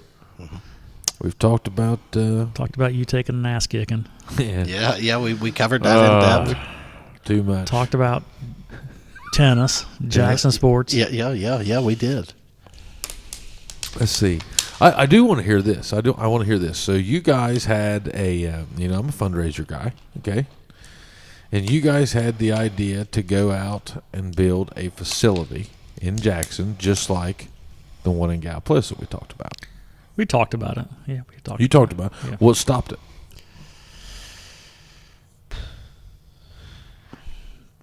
Probably the cost. The cost. Well, you didn't think you didn't think you could justify it in income? Probably. Yeah. What's the distance for Jackson in doing something like Wellston did with that with those rec league fields there? I mean, I know one of the challenges we have is finding the right land to do it on. Correct? So yeah, we had actually had put together a plan for some property out near Hammertown that the Kiwanis Club and some people had wanted to look at different places other than Eddie Jones area, right? Because it's always underwater. So I think it's that. I think it's finding a good piece of property, and of course out towards Hammertown is a long way out of Jackson. And I didn't like that from the start. Yeah, I think probably the best location is in behind Arby's, in behind Arby's and between. I hadn't thought of that area out there. Between Arby's and Martin Block, there's some land in there that Holzer I think owns. That I think that would be a good place. Like a donation.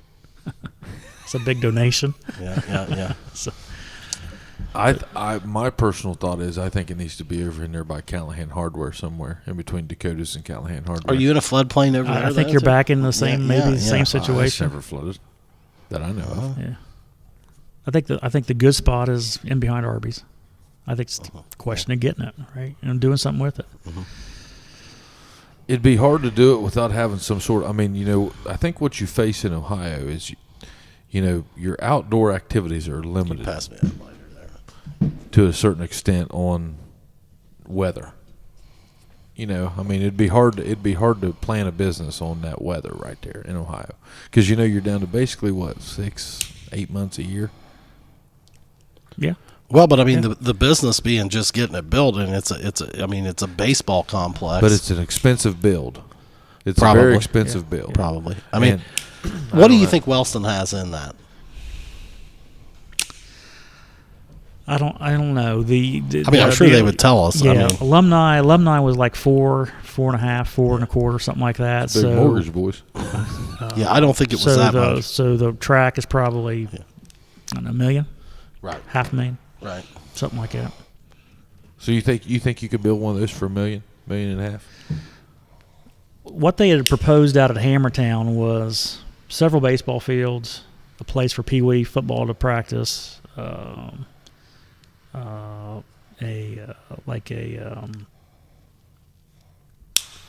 there were actually trails down to the lake that they had talked about, and it was going to be right at probably $1.5 million, $2 million. Yeah. Well, that being the watershed was one of the major. That was a holdup. That was a holdup. Yep. I think the entrance in and out of there would have been tough. I go in and out of there a lot with. Well, it's not real easy access. No, it's not. I mean, like where you're talking about behind Arby's, like that's pretty easy access. I think there's 20 acres in there that Holzer owns. That would be perfect for it. And you could do the same thing: multiple baseball fields, soccer fields, pee-wee football. Because that's become a problem for the soccer program now too, right? There's no place to play. No place to play. Yeah. I went down the bike path a lot, during you kicking my ass. Obviously, didn't go down enough. God, He was a few times short. You see these little jabs he throws in? You see this, Tyler? God, I hope you get so fat. So fat. But I went down the bike path a lot. I would like to see that do something. I sent Randy a message the other day, and I was like, hey, we got to figure something out with that bike path. That's a cool little thing to do. I think you could do a bike path from there. They have I think they have a plan from there out to Hammertown. Actually, They could have from where it currently is. Where it currently is out to Hammertown, and that's what they need to develop. It goes in They behind. can take the rail bed. Goes in behind Southview, I believe. Yeah, it's that rail bed. Or not Southview, Westview. Yep, back in there. I bet it's the old rail See, bed. there's a That would be cool. If you ever been to Nelsonville and Rails for go Trails from is- Nelsonville to This Athens. who does that. Rails for Trails. Yeah. And it's taking old railroad beds and Yeah. turning into trails. Yeah. That'd be awesome. I mean, Yeah. I'd 'Cause be it's- out there on my bike all the time. We could probably we could put in a helipad over at your place. Are you the single biggest landowner in the city? Are you? You have to be. What do you own? 30 acres in No, town? it's like 6. God, what a prick. Anything else, boys? No, man. I think we're good. right. If I think we're good. You good? Scott, thank right. you so much thank We for are sharing with a little us. over 2 hours in. Yeah. All right. Appreciate it. Cheers, my friend. Cheers. Thanks for kicking my ass. You're welcome. Anytime. Oh, Now they're friends again. God. All right, Not guys. at any time. Not See you. any- Please like and subscribe. Scott Massie, ladies and gentlemen. Yeah. Our friend. Look him up. Geiger Brothers Construction. Yes. If you got a major construction project, can't go wrong. Can't go wrong. Chubby Bartender endorsed.